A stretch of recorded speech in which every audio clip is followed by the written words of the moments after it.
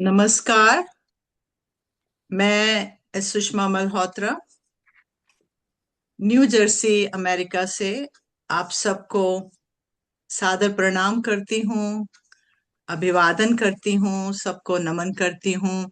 यथा योग्य सबका यथा योग्य सबको प्रणाम करती हूँ। कोई छोटा है, कोई बड़ा है, सबको तहे दिल से नमस्कार करती हूँ।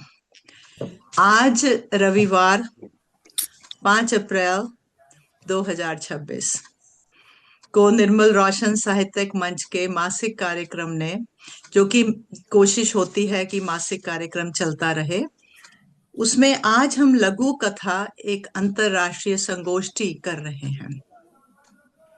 और ये मेरे लिए बहुत खुशी का दिन हो जाता है।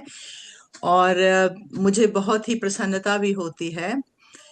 सबसे पहले तो मैं ये कहूंगी कि क्योंकि ये मंच मेरे अपने माता पिता की यादगार में है, निर्मल माताजी और रोशन पिताजी का नाम वहां से लेकर बनाया है, तो उनका आशीर्वाद रहता है। और आप सभी साहित्यकारों का मुझे मुझे सहयोग मिलता है, मुझे प्रोत्साहन मिलता है, तो जिसके कारण मैं ये कार्यक्रम कर पाती हूँ। और अब मेरे पति डॉक्टर वेद मल्होत्रा, जो कि मेरे साथ बहुत वर्षों से, हमारी शादी, नो, उनका अलग फील्ड और उनका मुझे साहित्य की तरफ सहयोग हमेशा बना रहा है, तो अब मैं उनको अपने साथ मंच पर भी रखती हूँ।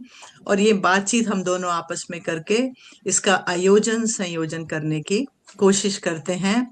और मैं आशा करती हूँ कि हम इसको संभवतः एक जिसको कहते हैं सफल कार्यक्रम करने का जो प्रयोजन होता है, संयोजन होता है, आप सबके सहयोग से हो पाएगा। आज 5 अप्रैल जो है, ग्रेगोरियन कैलेंडर का 95वां दिन है। लीप वर्षों में तो 96वां बन जाता है। और वर्ष के अंत तक अभी 270 दिन इस साल के शेष हैं। अप्रैल 5 के कई दिन, ये जो अप्रैल 5 है, पूरे विश्व में अलग अलग अलग अपने कार्यों के लिए, किसी न किसी भी विषय के लिए, किसी न किसी आ, जो भी प्रसिद्ध हैं उस सब को मनाते हैं। लेकिन मैं आज, क्योंकि आजकल विश्व की जो हालात है, उसके लिए मुझे आज अप्रैल 5, जो कि एक अंतरराष्ट्रीय अंतरात्मा दिवस है। अब ये कहाँ से किसने शुरू किया, मैं उसकी हिस्ट्री में नहीं जाऊंगी। अंतरराष्ट्रीय अंतरात्मा दिवस है, जो कि प्रेम, अंतरात्मा के साथ शांति की संस्कृति को बढ़ावा देता है। क्योंकि आज एक लघु कथा संगोष्ठी है, तो आप सब इतने सक्षम लघु कथाकार हैं, आप लिखते हैं, प्रकाशित होते हैं, लेकिन फिर भी कुछ मेरे जैसे जो कि नए लघु कथाकार, जो कि लघु कथा के लेखन की ओर बढ़ रहे हैं, थोड़ा सा बताना चाहूंगी कि लघु कथा एक ऐसी कला है जिसमें कम शब्दों में एक प्रभावशाली, सारगर्भित और शिक्षाप्रद कहानी कही जाती है। इसमें एक ही घटना या क्षण पर ध्यान केंद्रित किया जाता है, और इसमें अक्सर एक आकर्षक शीर्षक, जो कि सरल भाषा में, और अंत में एक स्पष्ट सीख होने की मान्यता, एक उसकी जैसे मांग होती है, वो हमारी कोशिश होती है। अतः लघु कथा में 5 तत्व हैं जो कि मैंने देखे हैं, कोशिश करती हूँ। जैसे परिवेश है, कथानक है, पात्र है, संघर्ष है और विषय वस्तु है। अब ये कहानी कहाँ और कब घटित हुई है, परिवेश बन जाता है। तो ये अक्सर लेकिन एक ही क्षेत्रीय स्थान में होता है। ये इसकी लंबाई के ऊपर बहुत चर्चा चल रही है कि ये लघु कथा कितनी लंबी, कितने शब्दों की होनी चाहिए। लेकिन अगर ये एक ही क्षेत्र में, एक ही विषय के ऊपर होती है, तो सीमित हो जाती है और ये विशेष रूप से संक्षिप्त बनती है। लेकिन जो इसका अंतिम, इसका एक एक शब्द जो होता है वो महत्वपूर्ण होता है। लघु कथा का जो अंत होता है वह संकेतात्मक होता है। अक्सर पढ़ने वालों को वो चौंका देता है कि ये कहना क्या चाहता था, इसके आगे क्या हो सकता है या क्या होता है। इसके बाद में बहुत सी बहस चल रही है, बहुत से विचार है, जिसके आज हम उसके ऊपर चर्चा परिचर्चा नहीं कर रहे। आज हम सिर्फ सभी साहित्यकारों की लघु कथा ही सुनेंगे। लेकिन एक बहुमत है कि सबसे पहली लघु कथा कब प्रकाशित हुई थी, किसने लिखी है। मैंने तो गूगल बाबा से जो कोशिश की है ढूंढने की, उसमें यही है कि बहुमत जो है, अधिकतर का मत ये है कि माधवराव सप्रे की एक लघु कथा जो कि 1901 में प्रकाशित हुई थी, जिसका नाम टोकरी भर मिट्टी, और जो कि छत्तीसगढ़ मित्र पत्रिका में प्रकाशित हुई थी। इसको कहा जाता है कि ये भारत की सबसे पहली लघु कथा थी। कितना सही है कितना गलत है इसके बारे में हम चर्चा परिचर्चा या समीक्षा के ऊपर नहीं जाएंगे, क्योंकि आज का हमारा सिर्फ लघु कथा सुनने का ही उद्देश्य है। तो आप सबका तहे दिल से फिर से स्वागत करते हुए मैं कार्यक्रम को आरंभ करते हुए गणेश जी का आशीर्वाद प्राप्त करती हूँ और उनसे कहती हूँ कि वक्रतुंड महाकाय सूर्य कोटि समप्रभा निर्विघ्नं कुरु मे देवा सर्वकार्येषु सर्वदा सर्वकार्येषु सर्वदा। और माँ सरस्वती जो कि हमें लिखने के लिए प्रोत्साहित करती हैं, आशीर्वाद देती हैं, तो मैं सूर्यकांत त्रिपाठी निराला जी की 4 पंक्तियां, वरदे वीणा वादिनी वरदे, प्रिय स्वतंत्र रव अमृत मंत्र नव भारत में भर दे, काट अंध उर के बंधन स्तर, बहा जननी ज्योतिर्मय निर्झर, कलश भेद तम हर प्रकाश भर जगमग जग कर दे, नव गति नव लय ताल छंद नव, नवल कंठ नव जलद मंद्र रव, नव नभ के नव विहग वृंद को, नव पर नव स्वर दे, वीणा वादिनी वरदे वरदे वीणा वादिनी वरदे। इसी प्रकार माँ सरस्वती का आशीर्वाद लेते हुए, माँ शारदे का आशीर्वाद लेते हुए हम कार्यक्रम को आगे बढ़ाते हैं। और आज के जो हमारे प्रतिभागी, जिन्होंने मेरा एक सविनय आमंत्रण स्वीकार किया, अपना समय दिया और आज जुड़े हैं, उनमें से कृष्णा वर्मा जी जो हैं वो कनाडा से जुड़ी हैं, शशि पादा जी वर्जीनिया से जुड़ी हैं, चित्रा राणा राघव डेनवर से जुड़ी हैं, इंदुकांत आंगिरस जो कि आज के मुख्य अतिथि हैं वो नई दिल्ली से जुड़े हैं, अरुणा सब्बरवाल जो कि आज की अध्यक्ष रहेंगी वो इंग्लैंड से जुड़ी हैं, डॉक्टर अनिल सुलभ जी पटना से जुड़े हैं, और मेरे पति डॉक्टर वेद मल्होत्रा और मैं सुषमा मल्होत्रा न्यू जर्सी से आपकी होस्ट, आपकी इस कार्यक्रम को चलाने के लिए संचालक, हम सभी जुड़े हैं और एक दूसरे को सुनेंगे और प्रोत्साहित करेंगे। तो अब कार्यक्रम को मैं आगे बढ़ाते हुए, क्योंकि आज लघु कथा है, तो मैं सबसे पहले हमारे साथ जो है कृष्णा वर्मा जी, आप तैयार हैं? बिल्कुल जी जी। अरे वाह, क्या बात है। मुस्कुराहट के साथ कृष्णा वर्मा जो कि कनाडा से जुड़ी हैं, इनका थोड़ा सा परिचय देती हूँ। ये हमारे इस मंच पर, निर्मल रोशन साहित्यिक मंच पर पहली बार आई हैं।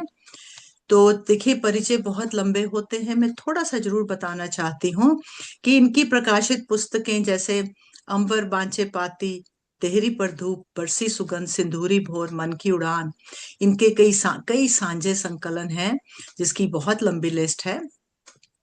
यादों के पाखी, अलसाई चांदनी, कुछ कुछ बता देती हूँ कि भावनाओं के घरौंदे, अनवरत गद, और इनके अनवरत गद्य तरंग और गद्य अनुशीलन, काव्य यात्रा, वैश्विक हिंदी हाइकू, लघु कथा के विविध विविध आयाम और संवेदना एवं अभिव्यक्ति, जिसमें काव्य विमर्श, पहाड़ी पर चंदा। तो इस प्रकार की इनकी संभावनाओं की धरती, सपनों का आकाश संकलनों में रचनाएं आदि हैं, पत्र पत्रिकाओं में प्रकाशित होती रहती हैं। और विश्व हिंदी सचिवालय की अंतर्राष्ट्रीय हिंदी कविता प्रतियोगिता में द्वितीय स्थान भी प्राप्त किया है। इन्हें कई प्रकार के सम्मान प्राप्त हैं और ये कनाडा की अंतर्राष्ट्रीय पत्रिका हिंदी चेतना की सह संपादक हैं। हिंदी राइटर्स गिल्ड कनाडा की परिचालन निदेशिका भी हैं और ये हिंदी चेतना पत्रिका का हाइकू विशेषांक जो है उसकी संपादन रह चुकी हैं। तो इस प्रकार आप आइएगा और आपका स्वागत है निर्मल रोशन साहित्यिक मंच पर। और आप अपनी लघु कथा देखिए। जो समय की सीमा मैं देती हूँ कि 6 से 8 मिनट। अगर आपकी लघु कथा 8 मिनट की है तो आप एक ही पढ़िएगा। अगर ये छोटी है, संक्षिप्त है, तो 2 का आपका समय है। प्लीज समय बिल्कुल आप आइए और अपनी लघु कथा हम सबके समक्ष रखिए। और जितने श्रोतागण जुड़े हैं उनका मैं धन्यवाद करती हूँ, क्योंकि हम साहित्यकारों को कुछ नहीं चाहिए, सिर्फ आपके कान, आपका प्रोत्साहन और आपकी मुस्कुराहट चाहिए। धन्यवाद। आइएगा। इतने सुंदर परिचय के लिए और इस मंच से जोड़ने के लिए सुषमा जी आपका बहुत बहुत आभार। शुक्रिया, धन्यवाद मंच जी। से जुड़े सभी विद्वजनों को मेरा सादर नमस्कार। सभी श्रोताओं और दर्शकों का अभिवादन। 2 छोटी छोटी लघु कथाएं लेके आई हूं, जिसमें से पहली लघु कथा है दर का भ्रम। बीजी, करमो चाची वापस आ गई है। आंगन में स्कूटर का स्टैंड लगाते हुए जिज्ञासा भरे लहजे में जमीत ने कहा। गुरलीन आश्चर्य से बोली, है? सच कह रहा है? बिल्कुल सच कह रहा हूँ बीजी, अपनी आंखों से देख कर आ रहा हूँ चाचा जी को टैक्सी से सामान उतारते हुए। खुशी में गुरलीन के हाथ तेजी से काम करने लगे और मन में कई तरह के विचार आए गए। रसोई में आवाज लगाते हुए वह बोली, जमीत, अपने बापू को कह रोटी खा लें। तुम दोनों को रोटी खिलाकर मैं जरा कर्मों से मिलकर आऊंगी। जमीत झुंझलाया, ओ सब्र करो बीजी, अमेरिका कोई पास तो नहीं है ना? इतने लंबे सफर से वह थक कर आए हैं, थोड़ी देर तो आराम करने दो उन्हें, शाम को मिलाना। गुरलीन कुछ सोचते हुए बोली, हाँ कह तो तू ठीक ही रहा है, चल कोई ना, शाम को मिलाऊंगी। जैसे तैसे उसने दिन काटा। शाम को पति और बेटे को चाय नाश्ता देकर सहेली को मिलने भागी। पांव जमीन पर कहाँ पड़ रहे थे, खुशी के मारे उड़ी चली जा रही थी। कस कर सहेलियां गले मिली, दोनों और आंखों से प्रेम बह गया। बड़ी याद आती थी कर्मो तेरी, गुरलीन ने कहा। तेरे घर पर ताला देखकर हौल उठता था मेरे कलेजे में। शुक्र है तू कुछ महीनों में ही मुड़ आई। मैंने तो सोचा था वहां पक्की हो गई है तो अब तू गई हमेशा के लिए। कर्मों ने लंबी सांस ली। पर वो क्यों? पर वो क्यों? क्योंकि दिन रात बेटे की याद में तू यहाँ रोती जो रहती थी। फिर सुना है बड़ा सुख सुविधा है उन देशों में, किसी स्वर्ग से कम नहीं। कर्मों ने फीकी हंसी में उत्तर दिया, सुना तो तूने ठीक ही है।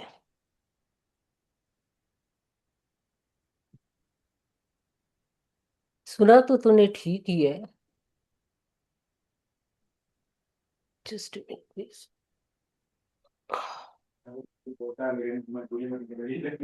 आसमान से जमीन तक साफ सुथरा सब कुछ खूबसूरत, आकाश छूती इमारतें और खुल्लम खुल्ला बेशर्मी, कोरे दिल, ठंडा खून और औलादें, वो तो समझ निरे खजूर के पेड़।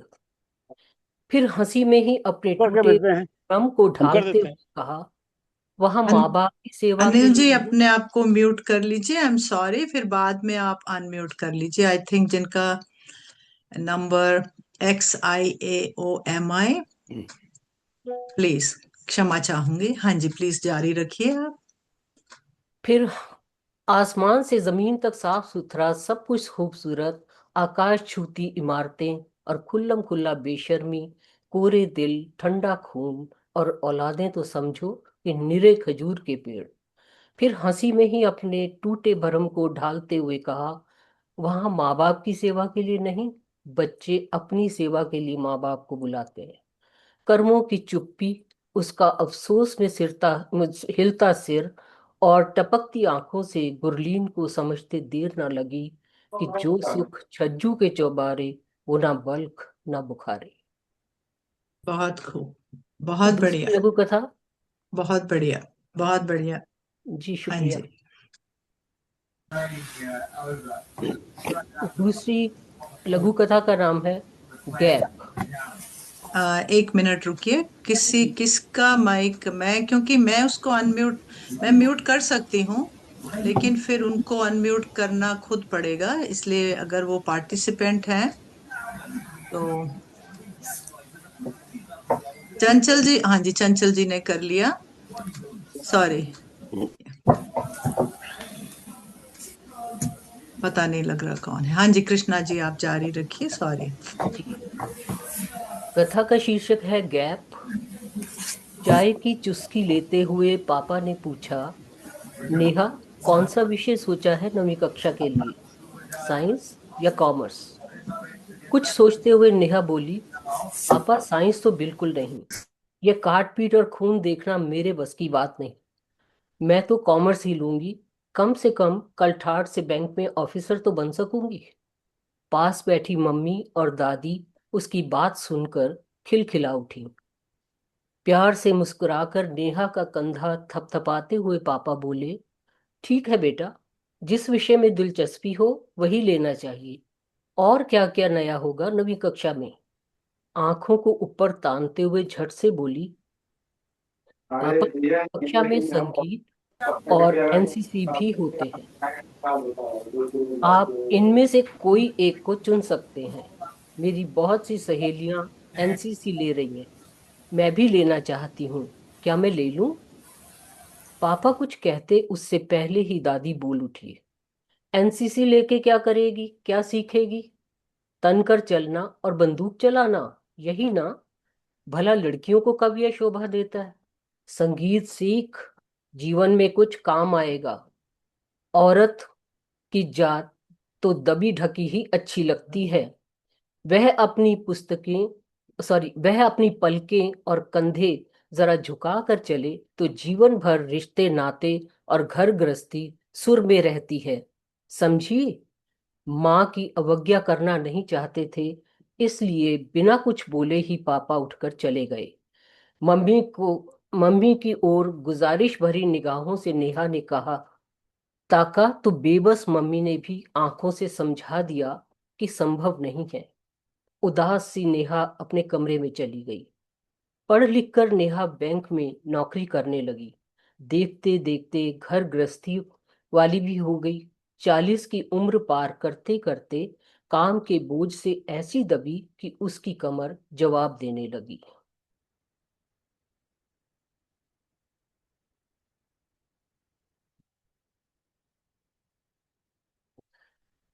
असहनीय पीड़ा के चलते डॉक्टर को दिखाया तो डॉक्टर बोला, आपकी रीढ़ की हड्डी में कुछ गैप आ गया है और दो एक हड्डियां अपने स्थान से थोड़ी सी खिसक भी गई हैं।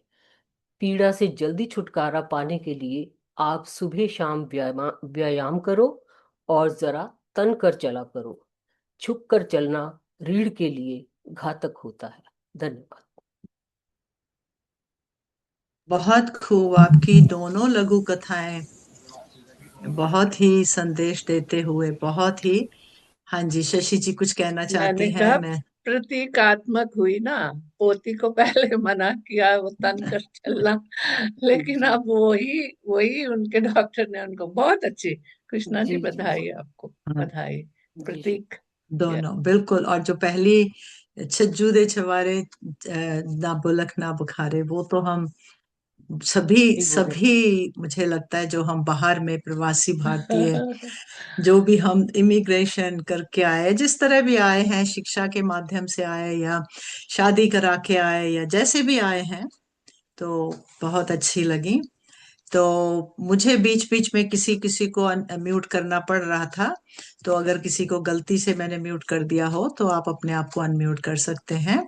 तो मैं लेकिन थोड़ा सा बताना चाहूंगी कि हमारे साथ कितने श्रोतागण जुड़े हैं, जिसमें नंद कुमार मिश्र जी हैं, हमारे भाई, और हमारे चंचल पंडो जी श्रोता भी हैं, लेकिन वो, और घनश्याम जी जो कि फिलाडेल्फिया से जुड़ते हैं और वो अक्सर हमारे कार्यक्रम में जुड़ते हैं। नीरजा सचदेव हैं कोई जिनकी भी मित्र हैं, और सांद्रा लुटावन है, और कोई डॉक्टर विवेक मणि जिन्होंने अपने आप को, और अभी नंदिनी हमारी मित्र हैं, वो भी न्यू जर्सी से जुड़ रही हैं।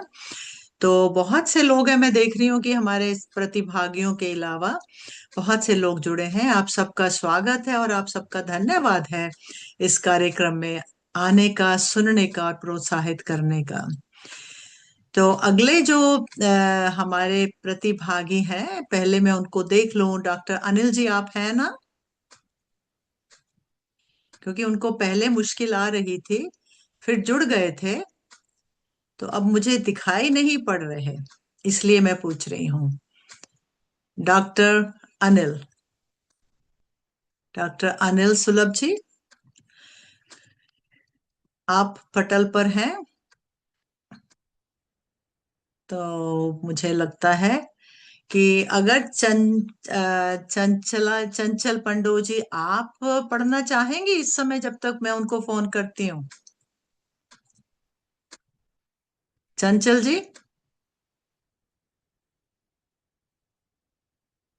चंचल पंडो जी, हाँ जी, आप पढ़ना चाहेंगी? आप कह रही थी कि आप जल्दी पढ़ना चाहती हैं। उनका माइक म्यूट है, शायद वो बोल रहे हैं। मैं पढ़ना चाहूंगी। आ जाइए, आ जाइए, बिल्कुल आइए, आपका स्वागत है। चंचल पंडो जी, देखिए आप उनको कि किस प्रकार वो जुड़ी हैं, और वो एक शिक्षिका कॉलेज में, जम्मू जम्मू यूनिवर्सिटी में, जिनके बारे में शायद शशि जी बता सकती हैं, क्योंकि शशि जी भी शायद उसी कॉलेज से थी या उसी स्टेट से, जिस प्रकार भी हैं। और ये हमारे लिए बड़ी बहन, माँ के समान जिस प्रकार भी हैं, जुड़ती हैं, मुझे बहुत प्रोत्साहित करती हैं। तो अभी उनकी तबीयत जैसी इतनी अच्छी, मतलब ठीक है, वो कोशिश करती हैं जुड़ने की। तो आइएगा, आपका चाहे हमने प्रतिभागियों में नाम नहीं था, लेकिन आपका स्वागत इस पटल पर हमेशा है। आइए चंचल पंडो जी, हाँ जी। अब अपनी हाँ, अपनी लघु कथा पढ़िए, जिस प्रकार भी आप पढ़ सकती हैं। तब तक मैं डॉक्टर अनिल को ढूंढ कोशिश करती हूँ जी। सुषमा जी, बहुत बहुत धन्यवाद। नहीं, आप बिल्कुल, तो आप स्वागत है, मेरी हाँ जी। छोटी सी एक कहानी है, वो मैंने आज ही लिखी है। तो मन था कि देखा तो आज लघु कथा है, तो मैंने कहा मैं भी कोशिश करती हूँ बोलने की। तो मेरी कहानी का शीर्षक है बदबू, अपोजिट ऑफ खुशबू। तो शुरू करती हूँ। आ गई दादी, और साथ में ही बदबू का ढेर भी। राधा ने बहू की इस कर्कश आवाज को सुना और दंग रह गई। अपने आप तो राधा बेटे के घर रहने को नहीं आई थी, बुलाया गया था।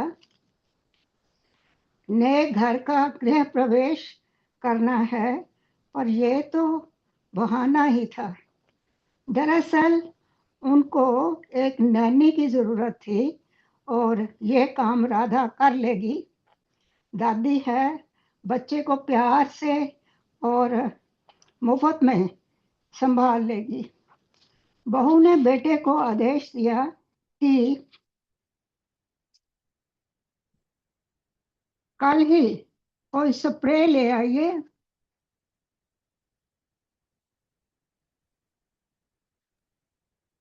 तो मम्मी नहाकर रोज अपने कपड़ों पर छिड़क लिया करें, ताकि बदबू दब जाए।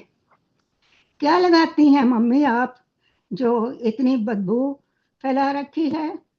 बहू, कुछ नहीं, मैं नहाकर थोड़ा सा सरसों का तेल लगाती हूँ शरीर पर, ताकि खुश्की दूर हो जाए और खुजली ना हो।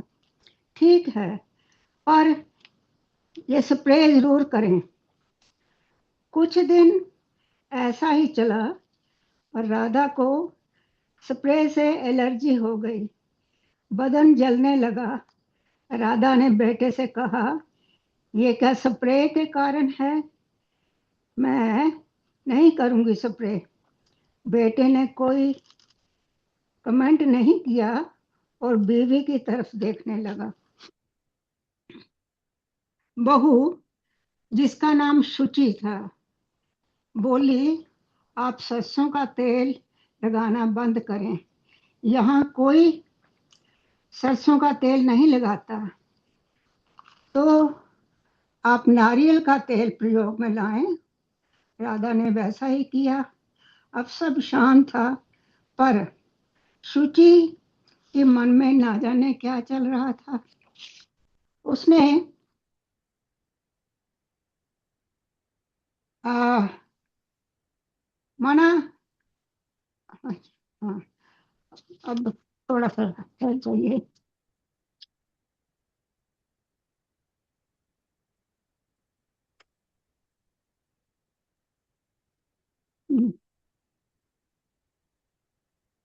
भावुक हो रही हैं, समझ सकते हैं। ये कहानियां, ये लघु कथाएं, ये जो भी हैं, देखते हैं, सुनते हैं, जो भी है, भावुकता से भरी होती बेटे ने कहा था, मैं ओपन टिकट भेज रहा हूँ, जल्दी आने का समय निश्चित करें और मुझे बताएं। राधा अपने काम में व्यस्त थी। रिटायरमेंट के बाद वह सोशल वर्क करती थी। कुछ प्लान करके उन्होंने बेटे के पास जाने का फैसला किया, चाहे थोड़े समय के लिए। कनाडा पहुंचने पर उन्होंने एहसास किया कि राधा के लिए गृह प्रवेश तो एक बहाना था। दरअसल बहू बेटे को एक नैनी यानी संरक्षिका की जरूरत थी, जो बच्चे की भी देखभाल करे और घर को भी संभाले। खैर, राधा तो पोते के मोह में सब करने को तैयार थी। सोचती, इनका नहीं करूंगी तो सोशल वर्क किस काम का? Charity begins at home. ये नजरिया तो राधा का था, और बहू तुनक मिजाज भूल गई कि किस पर्पस के लिए माँ को बुलाया गया है। राधा के पहुंचने के अगले ही दिन शुचि, बहू का नाम, ने मनु, बेटे का नाम, को कहा, देखो जी, कोई स्प्रे तो ले आए, बड़ी बदबू आती है सासू माँ से। स्प्रे नहाकर छिड़क लिया करें। मोनू बेटे ने अपनी बीवी के आदेश का पालन किया। स्प्रे राधा रोज छिड़क लेती, कोई बदबू का नाम नहीं लेता। एक दिन राधा के शरीर में बड़ी जलन महसूस हुई। फिर दूसरे दिन भी ऐसा ही हुआ।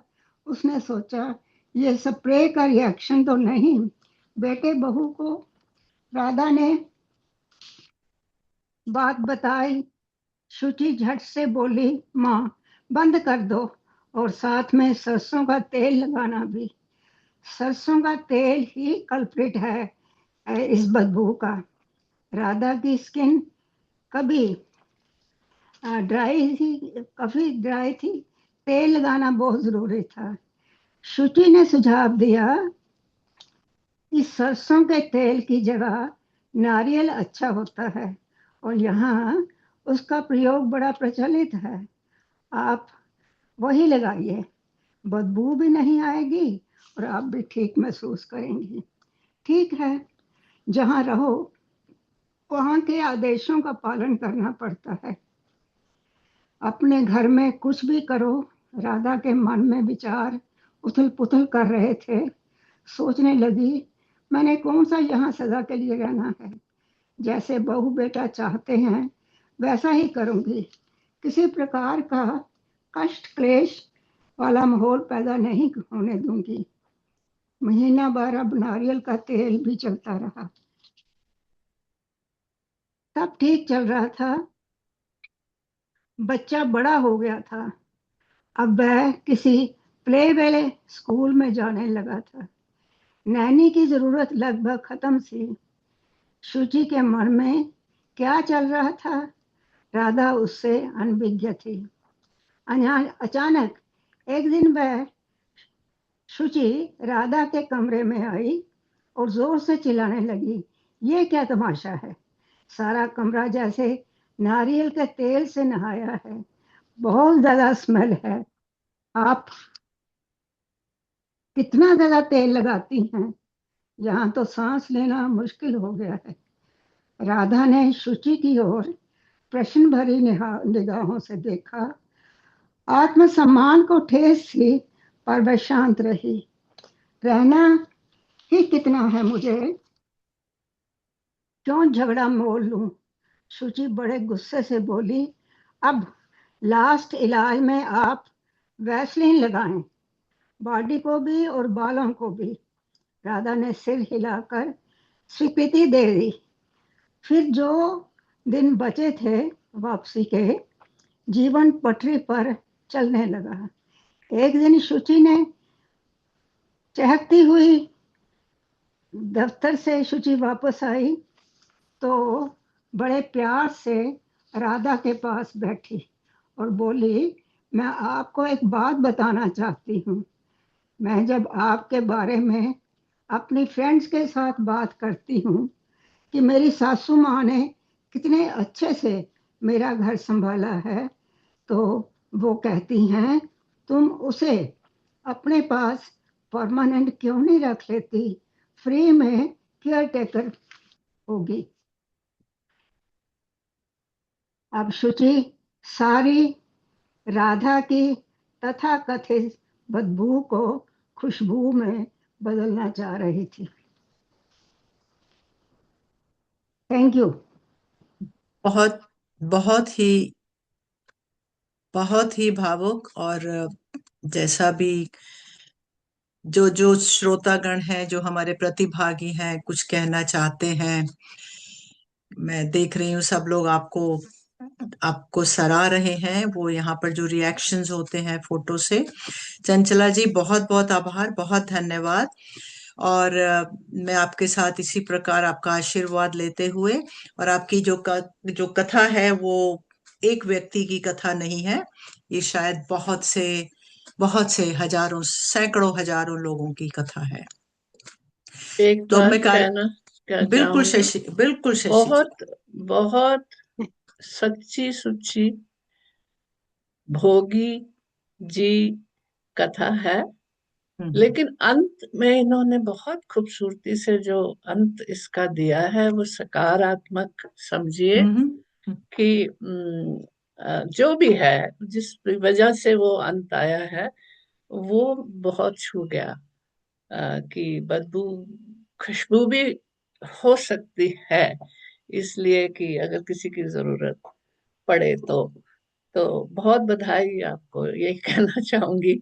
मैं कहने से रोक नहीं पाई। नहीं, चंचल जी बिल्कुल बहुत बहुत आपने बहुत अच्छा कहा शशि जी। कई बार जब हम सुनते हैं तो किसी और तरीके से भावुकता आती है, लेकिन आपने जो पॉइंट नोट किया वो हम सभी कथाकारों के लिए सराहनीय है। हमें शिक्षा ही मिलती है जो हम सुनते हैं, समझते हैं। और इंदुकांत जी, जो कि आज के मुख्य अतिथि हैं, उन्होंने भी सराहा है। तो कार्यक्रम को आगे ले जाते हुए इतना ही कहूंगी कि डॉक्टर अनिल नहीं जुड़ पा रहे, तो लेकिन उनकी वैसे भी चंचला जी ने आज बहुत अच्छी हमें बिल्कुल ताजी ताजी, बिल्कुल अभी अभी लिखी जो लघु कथा सुनाई है, उसके लिए उनका आभार, धन्यवाद। तो अब जो कार्यक्रम है उसके उनके लिए जो हमारी अगली प्रतिभागी हैं, चित्रा राणा, जो कि एक प्रसिद्ध, वो बताती नहीं है लेकिन ये बहुत कुछ लिखती हैं, और मतलब बहुत ही अच्छी लघु कथा लिखती हैं।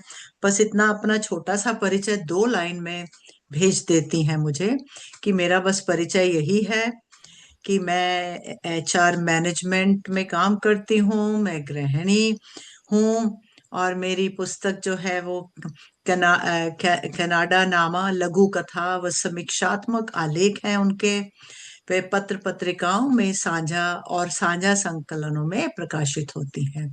इन्होंने कोई नाम नहीं दिया कौन सी इनकी अपनी लघु कथा पुस्तक है, या कौन से इनके समीक्षात्मक आलेख हैं, कौन सी पत्र पत्रिकाओं में प्रकाशित होती हैं।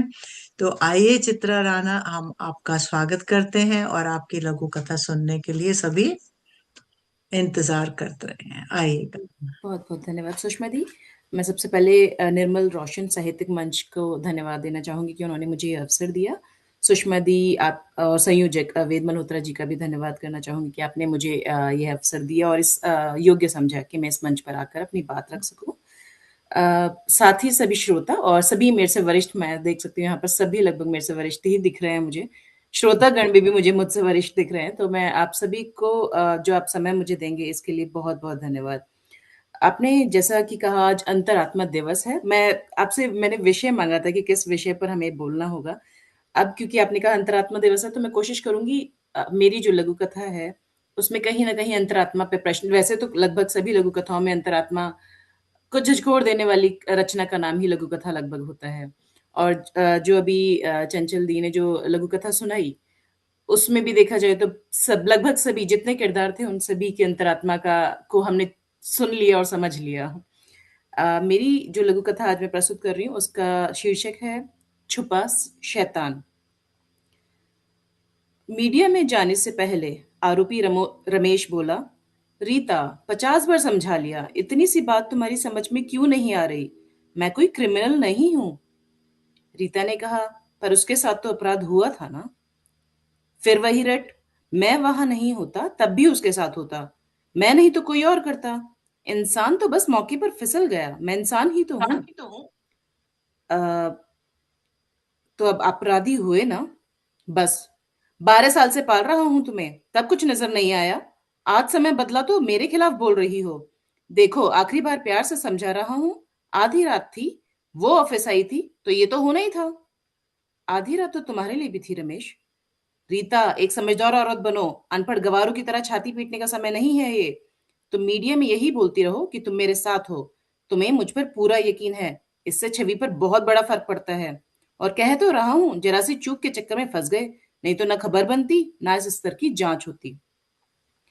बात न बनती देख रमेश ने फिर गहरी सांस ली, संयुक्त होते हुए फिर कहा, सुनो, देखो भविष्य देखो, बीवी की तरह नहीं माँ की तरह सोचो।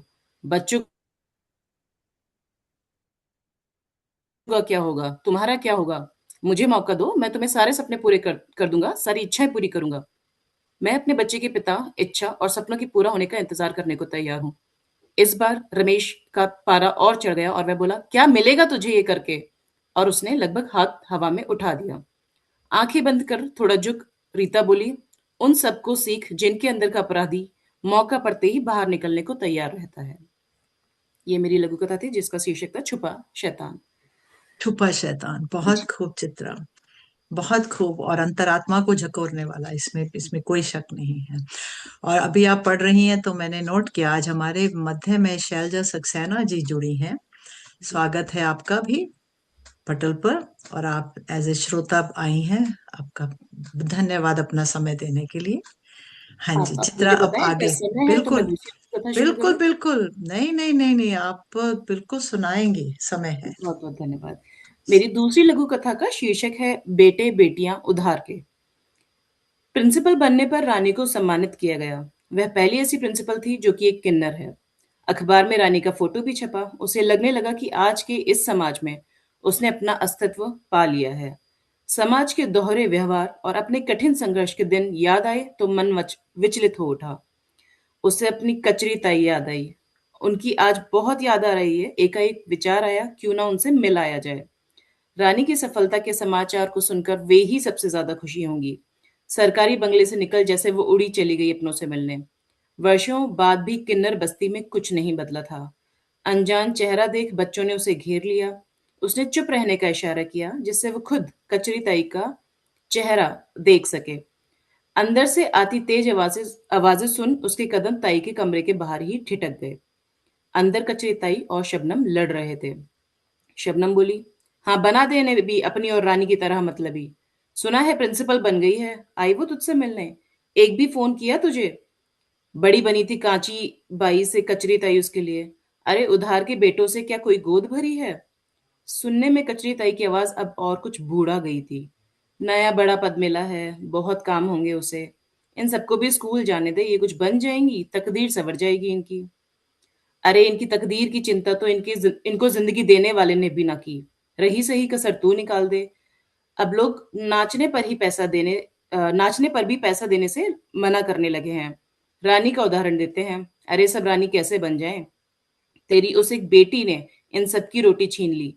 अब इन्हें रोटी शरीर बेचकर ही मिलनी है तो इन्हें अनपढ़ रहने दे, मुश्किल मत बना इनका जीवन। कहकर शबनम जिस तेजी से निकली कि उसकी नजर रानी पर पड़ी ही नहीं। रानी रुआसी हो आई। कमरे में घुसकर उसके मुंह से बस इतना ही निकला, माँ मुझे पालने को भी कुछ बेटे बेटियां उधार दे दे। ये मेरी दूसरी लघु कथा थी। अ, धन्यवाद, बहुत बहुत धन्यवाद आप सभी का। बहुत ही, दोनों ही बहुत ही बढ़िया, बहुत ही। आपने जो ये पहली पढ़ी वो तो बिल्कुल न्यूज न्यूज सामने आ गई जो आपने पढ़ा, और जो समाचार या जो हम टीवी पर देखते हैं। और बहुत लोग आपको बधाई दे रहे हैं, जो रिएक्शंस दे रहे हैं। और चैट में शैलजा सक्सेना जी ने भी सबका धन्यवाद किया और कार्यक्रम के लिए बधाई दे रही हैं। तो मैं सचमुच तहे दिल से आप सबका धन्यवाद करती हूँ कि आप सब लोग जुड़े और हम एक दूसरे को सुन रहे हैं। और ये जो आपने दूसरी सुनाई है, इसमें तो मैं बिल्कुल अलग बात करने लगी हूँ। एक पिक्चर देखी थी, ताली। अगर नहीं देखी तो आप देख लीजिएगा। तो मैं बहुत सोचा कैसी होगी, लेकिन जब देखी तो रोंगटे खड़े करने वाली थी वो जी, पिक्चर। जी। हाँ, सुष्मिता सेन की पिक्चर थी, खैर अलग टॉपिक में, लेकिन बहुत अच्छी थी। लेकिन चित्रा आपने अपना बहुत, दोनों ही बहुत अच्छी लघु कथाएं हैं। और आप बहुत तो अच्छे चित्रा, बहुत बधाई। अनछुए बहुत, हाँ, अनछुए टॉपिक है, लेकिन सब जानते हैं। बिल्कुल अनकहे भी हैं। बिल्कुल दोनों बिल्कुल। अनकहे टॉपिक पे आपने इतनी अच्छी लघु कथा सुषमा जी, आपने कौन सी पिक्चर का नाम लिया? ताली, लिखी। तालीम। ताली, ओनली ताली, ताली, ताली। अच्छा, ताली ताली ताली, ओके हाँ जी, ओके। हाँ जी, बहुत खूब, this was a very nice story, बहुत अच्छी हाँ थी। जी। और सुष्मिता सेन थी उसमें, मैं बड़ी हैरान थी। तो खैर, तो अच्छा, अब हम कार्यक्रम को आगे बढ़ाते हैं और सभी श्रोतागण का धन्यवाद करते हैं कि वो जुड़े हुए हैं और हमें प्रोत्साहित कर रहे हैं। शशि पाधा जी अब आएंगी, जिनको कौन नहीं जानता। जो लोग साहित्य से जुड़े हुए हैं वो सब इनको जानते हैं, चाहे वो व्हाट्सएप से, चाहे फेसबुक से, या व्यक्तिगत रूप से इनको। और इनके साथ जो कार्यक्रम कर चुके हैं, इनकी कितने ही इनकी इनके 8-9 इनके काव्य संग्रह हैं।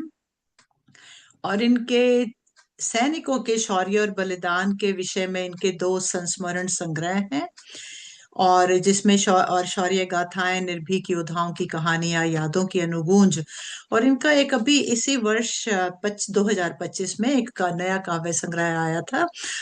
अगर मैं गलत नहीं हूं तो उसका नाम है कुछ अकही अनकही, ऐसा था। अगर गलत है तो शशि जी आप इसको सुधार सकती हैं मुझे। तो और अब मैं आगे इनके बारे में क्या बताऊं, कितना कुछ लिखा है इन्होंने। और इनको कई सम्मान प्राप्त हो चुके हैं। और मैं इनके जो सम्मान की कुछ लिस्ट में से कुछ लेकर बताती हूँ कि इनको जो पुरस्कार हैं, जैसे निर्भीक योद्धाओं की कहानियों के लिए इन्हें सांस्कृतिक मंत्रालय से, भारत सरकार द्वारा महर्षि दधीची शौर्य कृति सम्मान, काव्य संग्रह अनंत के लिए केंद्रीय हिंदी निदेशालय द्वारा पुरस्कृत, राष्ट्रभाषा प्रचार समिति जम्मू द्वारा हिंदी लेखन में विशेष योगदान के लिए सम्मानित, अंतर्राष्ट्रीय ई पत्रिका सेतु द्वारा इनके सैनिकों की शौर्य गाथाओं के लेखन के लिए सम्मान, जम्मू विश्वविद्यालय से भी इनको सर्वश्रेष्ठ स्नातक का पुरस्कार भी प्राप्त है। तो इनकी ये जो पुरस्कारों की लिस्ट है बहुत लंबी है। और एक ये मैं यहाँ पर पढ़ रही हूँ कि इनको गलत जगह से नहीं मैं नाम लूना, वृंदावन अपर्णा फाउंडेशन वृंदावन द्वारा doctor Sarvepalli Radhakrishnan life time achievement पुरस्कार भी प्राप्त है। शशि जी, आपके पुरस्कारों का क्या कहना। मैं सबकी ओर से आपको बधाई और आपको रियली बहुत ज्यादा सराहना चाहूंगी। और यहाँ पर अमेरिका में आकर भी इन्होंने शिक्षा का और साहित्य में इन्होंने बहुत काम किया है। इन्होंने नॉर्थ कैरोलिना विश्वविद्यालय एट चैपल हिल में हिंदी पाठ्यक्रम और हिंदी शिक्षा शिक्षिका तो रही और हिंदी पाठ्यक्रम में भी इनका बहुत महत्वपूर्ण रोल रहा है। और इनके जो है उत्तर भारत के प्रतिष्ठित विद्यालयों में उनके पाठ्यक्रमों में इनकी रचनाएं भी सम्मिलित की हुई हैं। और और ये प्रकृति और प्रेम के बारे में लिखती हैं। तो अभी मैं थोड़ा सा अब आगे चलती हूँ कि इनमें इनके कुछ लेख, कहानियां, संस्मरण, लघु कथाएं, रचनाएं पत्रों, समाचार पत्रों और पत्रिकाओं में प्रकाशित होती रहती हैं। तो अब मैं थोड़ा सा और आगे चलना चाहूंगी कि जंप करके पूरा नहीं पढ़ूंगी शशि जी। तो और आप यूएसए में अंतर्राष्ट्रीय हिंदी समिति और अंतर्राष्ट्रीय हिंदी न्यास द्वारा आयोजित जितने भी कार्यक्रम हैं उनमें आप भाग लेती हैं और वहां पर काव्य पाठ भी करती हैं। शशि जी, आप दिख नहीं रही मुझे पटल पर, है ना? जी जी। अच्छा अच्छा अच्छा, सॉरी। आप यूएसए में अंतर्राष्ट्रीय समिति और अंतर्राष्ट्रीय हिंदी न्यास में आप काव्य पाठ तो करती हैं और पत्र वाचन भी करती हैं। और आपकी पत्रिका, आपकी जो कविताएं हैं, आपकी जितने वो पाठ्यक्रमों में जाने के अलावा आपकी लोग समीक्षा करते हैं, और जब समीक्षाएं आती हैं उनको पढ़ने से हमें बहुत कुछ सीखने को मिलता है कि किस प्रकार का लेखन होना चाहिए। और देश की बहुत सी समाज सेवी संस्थाओं में भी आपने सेवाएं दी हैं। और सो देखा जाए तो भारत में, अमेरिका में, कनाडा में इस तरफ तो आपका नाम है ही, लेकिन आप पूरे पूरे विश्व भर में आपको बहुत से साहित्यकार जानते हैं। सो आइए, आपका स्वागत है और आप आज लघु कथा हमें सुनाइए। धन्यवाद सुषमा, प्रिय सखी सुषमा।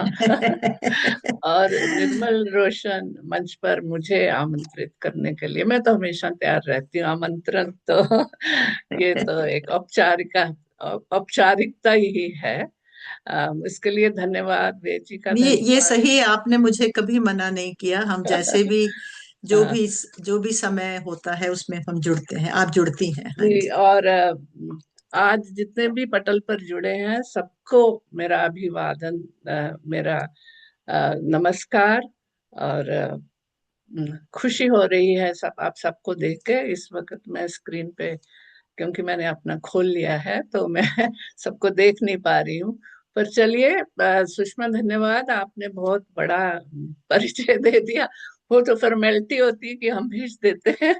पर चलो चलो, ये थोड़ा धन्यवाद। सा जो लोग नहीं जानते या जो नहीं, जी थोड़ा सा जी पता चल जाता है जी, कि धन्यवाद। हाँ जी, नहीं, आपका तो आती हूँ, धन्यवाद। मैं अपनी लघु कथाओं पे आती हूँ। मैं लघु कथाएं लिखती हूँ, कम लिखती हूँ, चित्रा को पता है, लेकिन मुझे शौक है लिखने का। तो आप देखिए, आप बताएंगे कि अरुणा जी बताएंगी, अध्यक्ष हैं तो कैसी हैं। और चलिए, अंतरात्मा की बात हो रही तो मुझे लग रहा था कि शायद मेरी दोनों लघु कथाओं में कुछ कहीं अंतरात्मा का आभास आपको मिलेगा। तो मैं पहली लघु कथा पढ़ती हूँ। इसका शीर्षक है रज्जो मामी। सर स्वागत पर है। सफेद सर पर सफेद ओढ़नी ओढ़े, कुछ संकोच से भरी रज्जो मामी ने जैसे ही जोहरी की दुकान में कदम रखा, प्यारे लाल चौकन्ना होकर बैठ गया। रज्जो मामी कभी शहर के एक नामी गिरामी खानदान की बहू रही थी। उनका परिवार एक समय शहर के संपन्न घरानों में गिना जाता था। जंगलात का बड़ा कारोबार था और कई शहरों में लकड़ी की मंडियां थी। इस दुकान से उनके घर में होने वाली हर शादी ब्याह के गहने बनते थे। हाँ, ये दूसरी बात थी कि अब न जंगल रहे न मंडियां। और यह बात जोहरी भी भली भांति जानता था। प्यारे लाल ने हाथ जोड़कर आदर से कहा, कहिए मामी जी, कैसे आना हुआ। रज्जो मामी ने ओढ़नी को थोड़ा और माथे पर खींच लिया और कनखियों से दाएं बाएं देखा। दोपहर का सुस्त समय था, दुकान में कोई ग्राहक नहीं था। यह देखकर वह कुछ निश्चिंत हुई। हाथ में पकड़ी छोटी सी गुथली खोलकर उन्होंने एक सोने की अंगूठी निकाली और धीरे से काउंटर पर रख दी। बहुत धीमे स्वर में, सिर झुकाए, आंखें झुकाए उन्होंने कहा, इसे तोलकर तो बताइए कितने की होगी।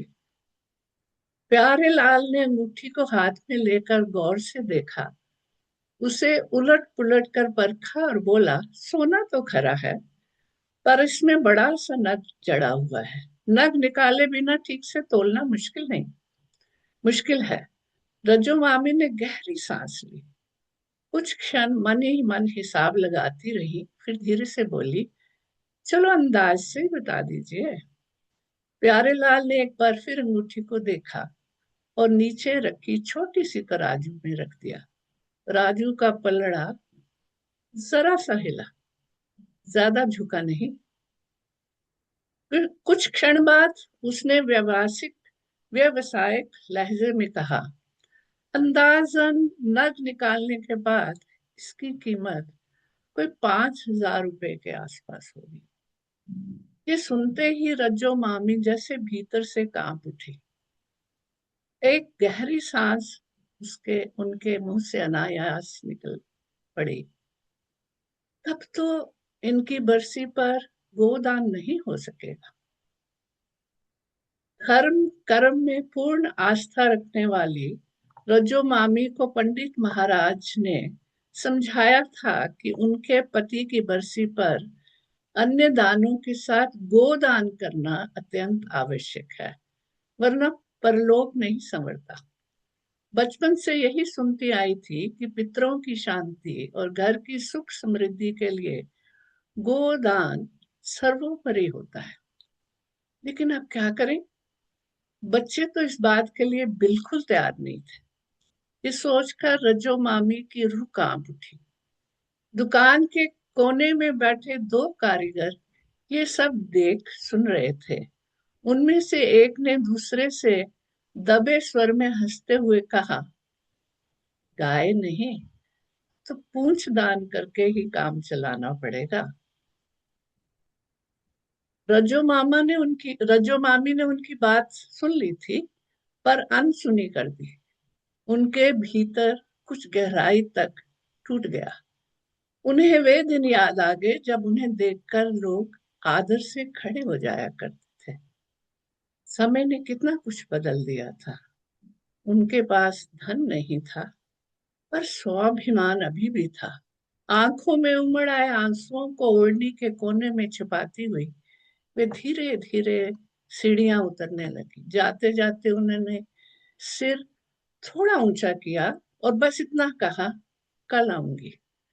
घर तो थोड़ी ही दूर था, पर वह यूं ही एक गली से दूसरी गली के चक्कर काटती रही। सब जानते हुए भी उनका मन बार बार किसी भूले बिसरे संदूक में रखी किसी गुथली को टटोलता रहा। पर सच तो ये था कि गहनों से ज्यादा उस संदूकची में केवल यादें बची थी। और उस दिन रज्जो मामी को लगा वह अंगूठी नहीं, अपना बीता हुआ सम्मान तौल कर लौटी है। पूरी रात करवटें लेते हुए उनकी निकल गई। कभी वह अलमारी से अंगूठी निकाल कर देखती और फिर वहीं रख देती। अगले दिन जब वह फिर से जौहरी की दुकान पर पहुंची तो उनके चेहरे पर अजीब सी शांति थी।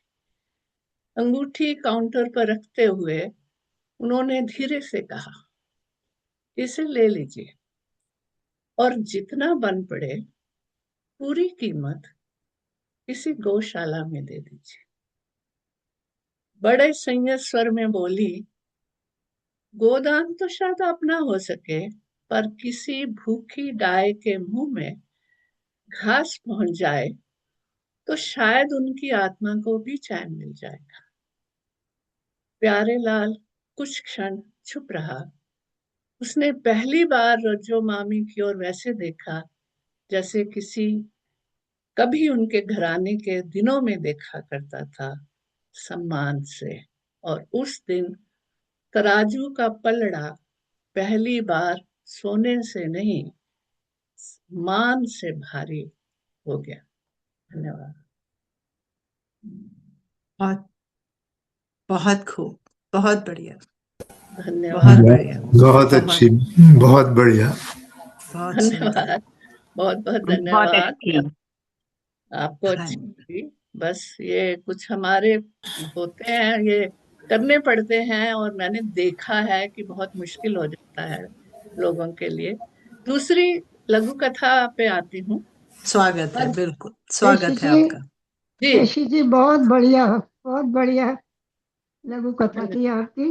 धन्यवाद, धन्यवाद। बहुत सुंदर, जी, जी। बहुत समय सुंदर। है, फिर बिल्कुल। नहीं बदलता नहीं है। नहीं, दूसरी दूसरी लघु कथा चाहिए सबको। अच्छा, ठीक है। हाँ, समय है, बिल्कुल। अच्छा, ठीक है। इसका शीर्षक है वज्रपात। चित्रा ने शायद ये सुनी हुई। सुबह सुबह भाई का फोन आया। आवाज में उत्साह था।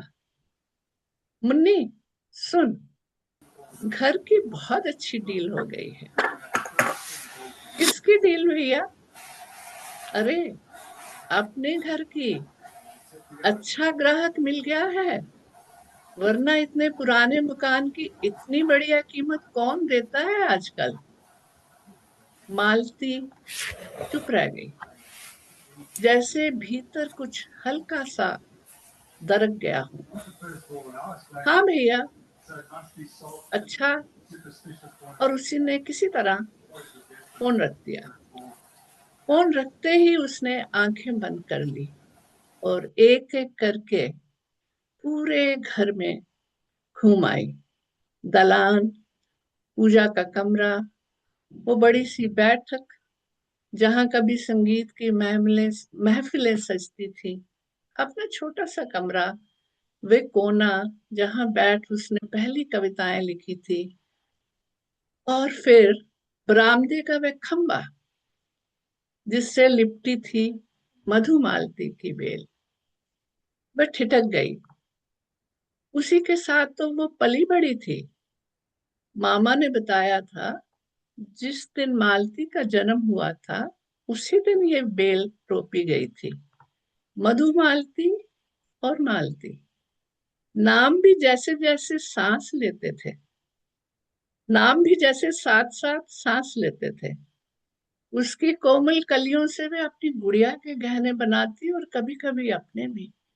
पीहर आती तो सबसे पहले उसी से लिपटती, धीरे धीरे उससे बातें करती। जब माँ थी तब भी, और अब जब माँ नहीं रही तब भी। वह बेल उसका घर नहीं, उसका अतीत था। तभी भाई की आवाज फिर से उसके कानों में गूंज उठी। और सुन गुड्डी, वो नया खरीदार, वह इस घर को तुड़वा कर नए सिरे से फ्लैट बनवाने की सोच रहा है। भाई के कहे शब्द उसके कान में हथौड़े की तरह चोट करने लगे। उसके शरीर में कंपकपी सी हुई। घर बिक जाएगा, दीवारें गिर जाएंगी, और वह मधुमालती। इस बार उसने कुछ देखने की कोशिश नहीं की, ना बेल, ना घर, बस धीरे धीरे आंखें बंद बंद कर ली। उसे पहली बार लगा, आज घर नहीं, उसका बचपन बिक गया है। अचानक किसी अशुभ की आशंका ने उस पर वज्रपात कर दिया और वह फूट फूट कर रोने लगी। धन्यवाद। बहुत बहुत दिल को छूने वाली, भावुक, और जिस प्रकार आपने उसको समाप्त किया है। और मैं नोट कर रही हूँ, सभी लोग सराह रहे हैं, बहुत रिएक्शन भी भावुक। दिखा रहे हैं, और चित्रा ने कमेंट भी दिया है। धन्यवाद, हाँ धन्यवाद। जी। तो चलिए, मैं बहुत धन्यवाद शशि जी। अब मैं कार्यक्रम को आगे बढ़ाते हुए आज के हमारे जो मुख्य अतिथि हैं, इंदु कांत जी, उनको आमंत्रित करना चाहूंगी। और उनको उनके बारे में मैं, वो बहुत ही कार्यक्रम करते हैं, लेकिन उनके क्या क्या करते हैं थोड़ा सा बताना चाहूंगी। जी उनके ब्लॉग हैं और वो रसिक देहलवी के नाम से जाने जाते हैं, जबकि उनका नाम इंदुकांत आंगिरस है। और ये हिंदी, अंग्रेजी, हंगेरियन, ग्रीक, चेक, उर्दू, लिथुआनियन भाषा में लिखते हैं और अनुवाद भी करते हैं। Very good. और मैं सही कह रही हूँ ना इंदुकांत जी? जहां कुछ गलत जी कहूंगी आप बाद में जब आएंगे पटल पर, जी तो इनकी प्रकाशित पुस्तकें हैं कुछ: एकल कविता संग्रह शहर और जंगल, गजरे, प्रेम प्रसंग, फ्लैशबैक, चांद सितारे, हाइकू बुक संग्रह है शायद चांद सितारे रात। जी इनकी तीन, और इनके हंगेरियन लोक कथाओं के हिंदी में इन्होंने अनुवाद किए हैं। और इनकी लघु कथा संग्रह है जन्नत की ट्रेन, साझा कविता संकलन जो है क्षितिज की दहलीज पर, परिचय, राग, राम, हाइकू, पीयूष, इंद्रधनुष कविता, श्री राम मंदिर, काव्य यात्रा, और वैश्विक लघु कथा पीयूष वागीश वैश्विक लघु कथाएं। और आखिर तब तक इनका इंग्लिश अर्नाइनी एंड इंडियन इको वुमेन पोइट्री बुक, जिसको नोएल लॉरेंज सोनाली शर्मा ने एडिट किया है, in the quest of light, जो कि एक इनकी एंथोलॉजी ऑफ पोम्स है। और इनका अनुवाद भी है, एक अभिनेता की मृत्यु, मूल हंगेरियन कहानियों का इन्होंने हिंदी में भी अनुवाद किया है। तो और इनके ये रिकॉर्डिंग करते हैं, प्रोग्राम्स लेते हैं, और इनके ब्लॉग्स भी हैं। तो और अगर आपको दूसरी भाषा सीखनी है तो आप इनके साथ जुड़ सकते हैं।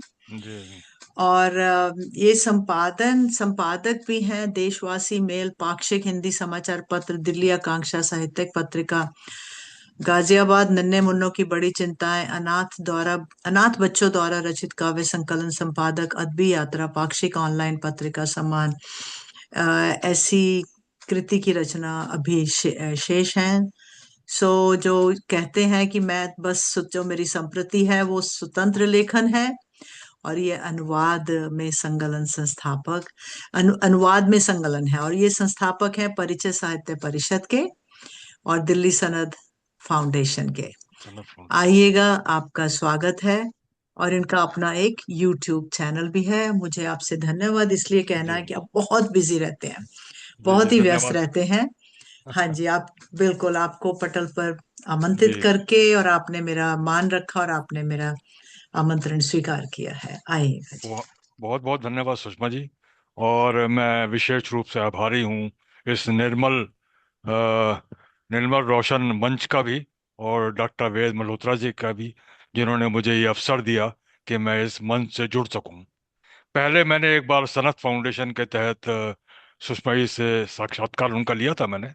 मेरी आवाज ठीक आ रही है ना सुषमा जी? बिल्कुल बिल्कुल, जी बहुत जी बिल्कुल जी क्लियर है, वैसी ही है जैसी जी आपकी जी जी रिकॉर्डिंग में हो, जैसी रिकॉर्डिंग में जी होती है। हाँ जी जी। जी। तो खैर मैं कुछ भाषाएं जानता हूँ, लेकिन मैं अपने आप को विद्यार्थी ही समझता हूँ, और उन भाषाओं का अध्ययन जो है करता रहता हूँ कभी। पर मेरी मुख्य भाषा हंगेरियन है, जो वर्किंग लैंग्वेज है। उसके अलावा चेक और ग्रीक भी मैं जानता हूँ, लेकिन उस लेवल की नहीं, और लुथानियन थोड़ी उससे कम। उर्दू तो मेरा अपना प्रेम है। तो एक्चुअली में मेरा जो कागजों में नाम है वो इंदुकांत शर्मा है, ऑन पेपर्स। लेकिन इंदुकांत आंगिरस मेरा जो राइटिंग में नाम है, हिंदी में चलता है।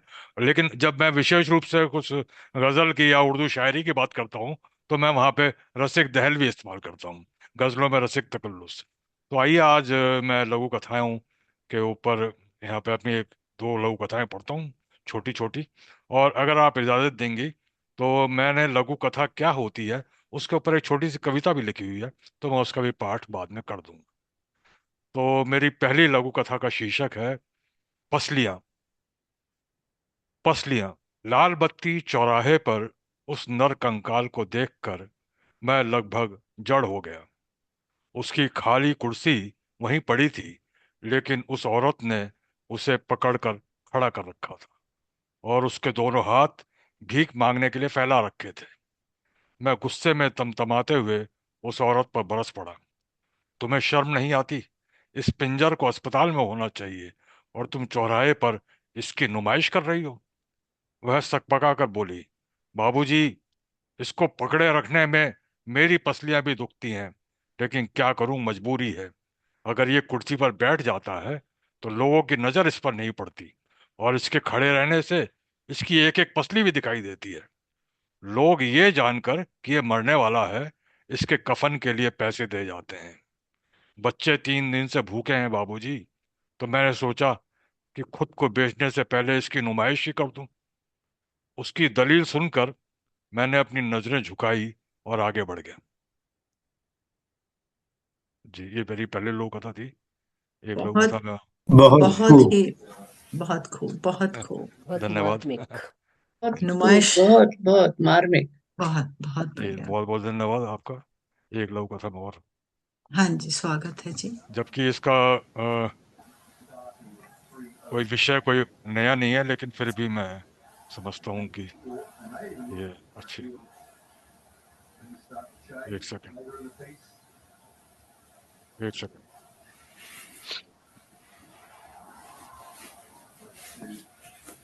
ये इस लघु कथा का शीर्षक है दीवार। हाँ, कुछ आवाज आ रही है, डिस्टरबेंस, तो अगर कोई म्यूट कर लेना शायद।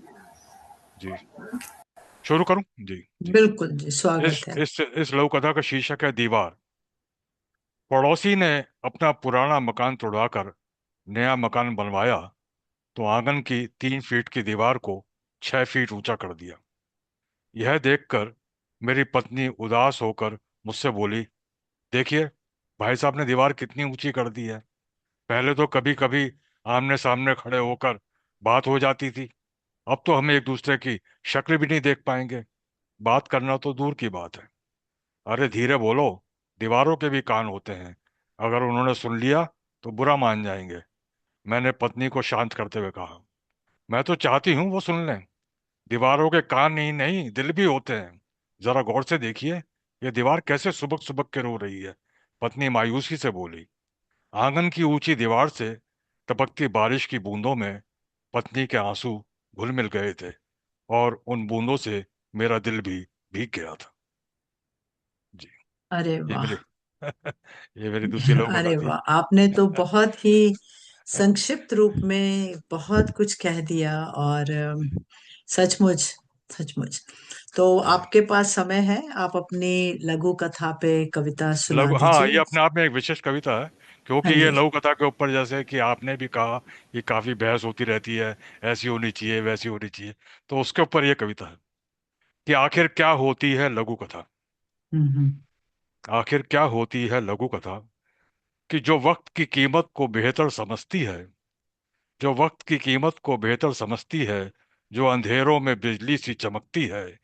पढ़ लें जिसे आप कुछ पलों में, जादू जिसका रहे सालों तक, जो उतर जाए रूह में आपकी, बस रहे न चंद ख्यालों तक।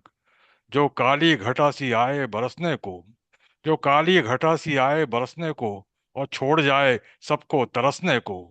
तार तार तो होता है दामन इसका, तार तार तो होता है दामन इसका, लिखती अपने लहू से जब कोई किस्सा।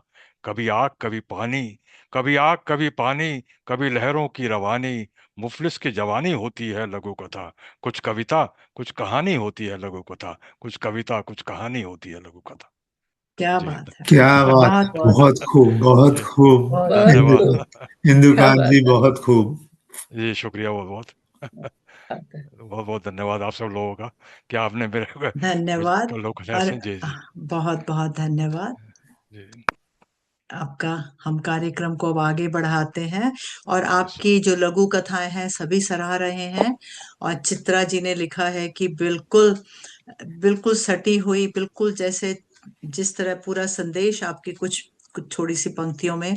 और आप में से मैसेज आप सब लोग देख भी सकते हैं। मुझे खुशी इस बात की हो रही है, कुछ श्रोतागण भी जुड़े हुए हैं जो खुद लघु कथाकार हैं। नीरजा सचदेव भी जुड़ी हुई हैं जो बाद में आई हैं।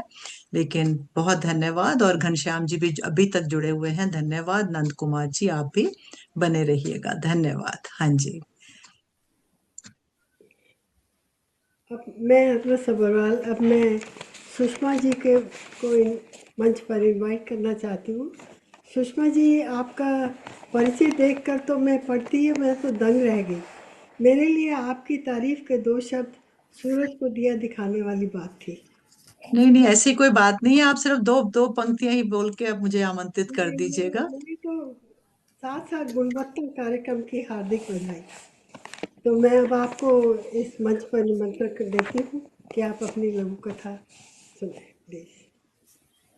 देखिए, मैं बिल्कुल सच्चे सच्चे दिल से, मतलब बचपन कविताएं तो मैं बहुत वर्षों से जैसे लिख रही थी, किसी भी लय में थी या बिना लय के लिखती थी। लेकिन लघु कथा की जो मेरी यात्रा है बहुत छोटी है। ज्यादा से ज्यादा आप कह सकते हैं 4 साल हुए होंगे, लॉकडाउन के टाइम के ऊपर ही। तो मुझे लगा कि थोड़ा सा लिख देना चाहिए। तो आज पहले तो मेरा मन था, क्योंकि शशि पाधा जी मेरी प्रेरणा थी और प्रेरणा है और प्रेरणा ही रहेंगी, जब इनको भेजी थी तो पहले मैंने सोचा कि वो ही सुनाती हूँ। लेकिन अभी एक मेरी चलिए दो ही सुना दूंगी।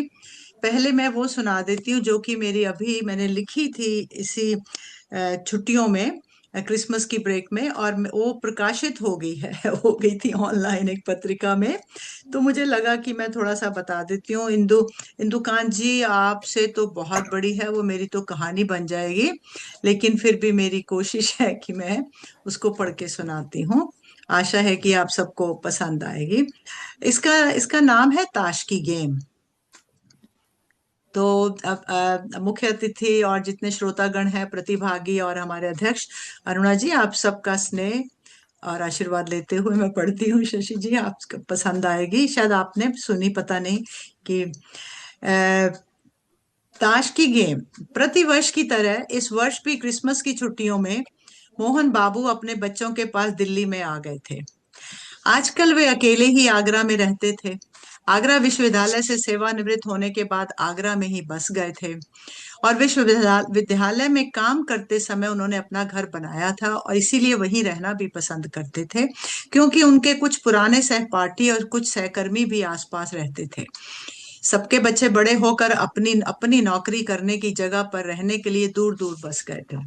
मोहन बाबू के 2 बेटे थे। बड़ा बेटा दिल्ली में एक अमेरिकन कंपनी में काम करता था और छोटा बेटा पढ़ाई के लिए ऑस्ट्रेलिया गया था। तो वहां पर ही नौकरी करके, पढ़ाई पूरी करने के बाद नौकरी करके, शादी करने के बाद वहीं रहने लग गया था। अतः अब मोहन बाबूजी अक्सर छुट्टियों में अपने बड़े बेटे संजय के पास आ जाते थे। अक्सर बड़ा बेटा उनको दिल्ली से आगरा लेने भी आ जाता था और वह चाहता था कि पिताजी उसके पास ही रह लें। और उसकी पत्नी की नौकरी के कारण उन्हें वह अपने आगरा में उनको उनके पास रहना ठीक नहीं लगता था। इस वर्ष क्रिसमस के दिनों में जब से वे आए थे, घर में बेटा और बहू बहुत व्यस्त थे। कोई उपहार खरीदना, किसी को देना, किसी के घर जाना, किसी को अपने घर में आमंत्रित करना, सब की तैयारियां चल रही थी। प्रतिदिन शाम को उनका बेटा संजय और उसकी पत्नी स्वाति अपना फोन लेकर बैठ जाते थे। इस बार उन्होंने देखा कि उनका 11 वर्ष का पोता भी फोन पर कोई गेम खेलता रहता था। एक शाम वह अपने पोते के पास बैठ गए और उसको पूछा कि रोहन, तुम क्या कर रहे हो? तो उसने जवाब दिया कि मैं एक गेम खेल रहा हूँ। और उसने अपने फोन पर ताश के पत्तों की एक गेम दिखाई और उसे देखकर मोहन बाबू बोले, अरे, जब तुम्हारे पिताजी तुम्हारी उम्र के थे तो ये ताश की गेम हम असली पत्तों के साथ खेलते थे। रोहन हैरान हो गया और उसने उत्सुकता से पूछा कि उस गेम को क्या कहते थे। तो मोहन बाबू ने उसे झट से कहा, हम उसे स्वीप कहते थे। सचमुच दादाजी, आप मुझे बताइए कि इसे कैसे खेलते थे। आप और मेरे पापा और कौन कौन सी गेम खेलते थे? मोहन बाबू ने खुश होकर कहा, 3 पत्ती, इंडियन रमी, 2 3 5 आदि आदि। रोहन ने कहा, दादाजी, मैंने तो कभी ताश के साथ कोई गेम खेली नहीं, क्या आप मुझे सिखाएंगे? उन्होंने प्यार से सिर पर हाथ रखते हुए कहा कि जरूर बेटा, क्या तुम्हारे पास ताश है? उनका बेटा संजय उन दोनों की बातों को सुन रहा था। उसने अपने पिताजी को मना कर दिया कि रोहन को ताश के साथ स्वीप सीखने की कोई जरूरत नहीं है, और फिर कहा कि आजकल कौन ताश रखता या खेलता है। आधुनिक पीढ़ी के बच्चे सब कुछ फोन या कंप्यूटर पर ही करते हैं।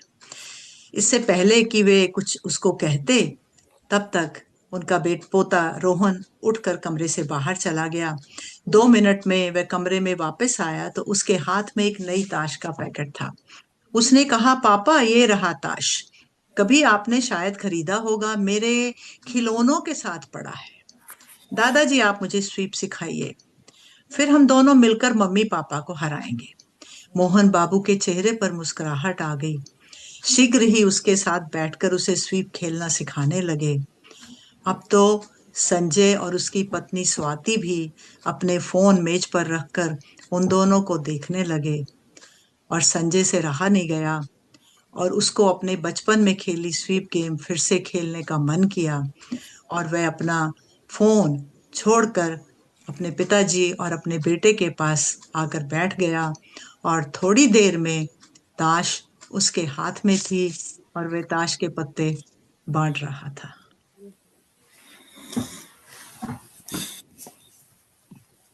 ये मेरी, हाँ जी, संदेशात्मक। बहुत अच्छा लगा मैम, बहुत बढ़िया। पुरानी धन्यवाद। गेम याद करवा दी है, बहुत अच्छा लगा मैम। धन्यवाद। बहुत तो अच्छा सुषमा जी, बहुत अच्छा लगा। धन्यवाद आपका। तो मैं अब एक लघु कथा और सुना देती हूँ, पढ़ देती हूँ, और आशा है ये अभी पता नहीं इसको मैंने प्रकाशित तो नहीं किया, लेकिन इसका विषय है पावर ऑफ अटर्नी। इस बार फिर भारत जाकर शादी में सम्मिलित होने का अवसर प्राप्त हुआ। शादी का उत्सव समाप्त होते ही मायके जाने की जो उसे उत्सुकता थी वह तो थी नहीं, परंतु जाना तो था ही। शीला सोच रही थी कि माँ के ना रहने पर मायका शब्द बेमानी हो जाता है, परंतु माँ का घर उसके लिए मंदिर समान था। अतः शीला टैक्सी लेकर सीधा माँ के घर सामने पहुंच गई, परंतु गेट पर बड़ा सा ताला लगा हुआ देखकर परेशान हो गई। इससे पहले वह किसी आस पड़ोस से पूछती तो सामने के घर से एक बुजुर्ग महिला, जिसे शीला बचपन से चाची जी कहती थी, और चाची जी ने शीला के पिताजी को अपने सामने वह घर बनाते हुए और देखा था, वह बाहर आ गई। शीला ने बहुत आदर के साथ किसी का अनम्यूट कर लीजिएगा। कांता आंटी। शीला ने बहुत आदर के, एक मिनट में उनको, सॉरी, मैं खुद ही उनको म्यूट कर देती हूँ। अच्छा,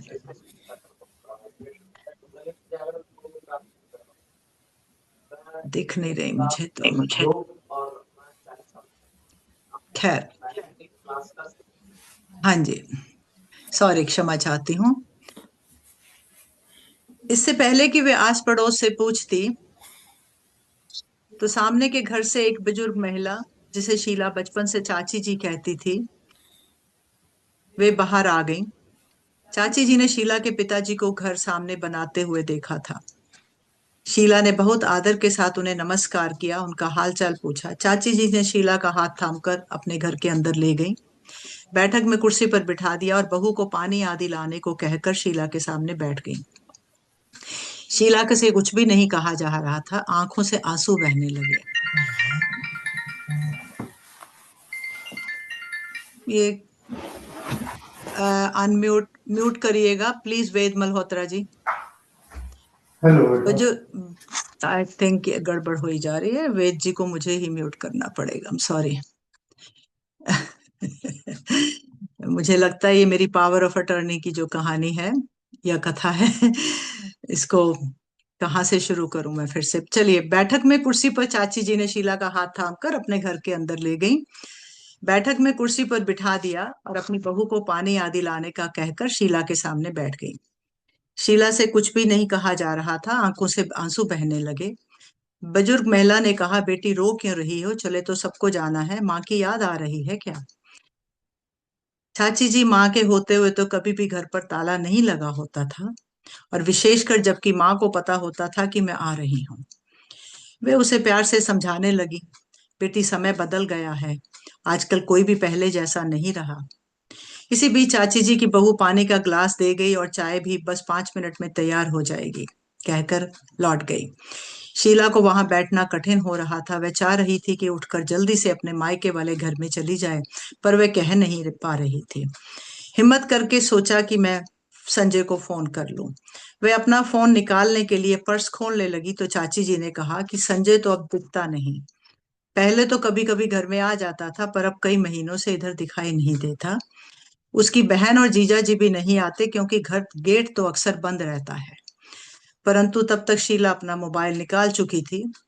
उसने अपने भतीजे संजय को 3-4 बार फोन किया, परंतु उसने नहीं उठाया। चाची जी की बहू भी तब तक सामने आकर बैठ गई और चाय नाश्ता ले आई थी। और शीला के फोन की घंटी जैसे ही बजी, उसने झट से उसे उठा लिया। खुश होते हुए बोली, संजय का फोन है। शीला ने बहुत प्यार से कहा, तुम्हें पता है कि मैं शहर में शादी पर आ रही हूँ तो घर में तो आऊंगी ही, और मैंने तुम्हें तारीख भी बताई थी। याद आया, मैंने तो शादी का निमंत्रण भी दिया था तुम बहन भाई को। ना ही तुम आए ना तुम्हारी बहन पवन आई। संजय ने जवाब दिया, मैं तो अब इस घर में रहता नहीं हूँ, मैंने तो शहर के बाहर एक कोठी खरीद ली है।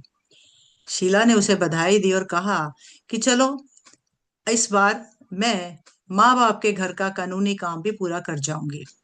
संजय ने जवाब दिया, उसकी कोई जरूरत नहीं है, कानूनी काम तो सम हो गए और मैंने इस घर को बेच दिया।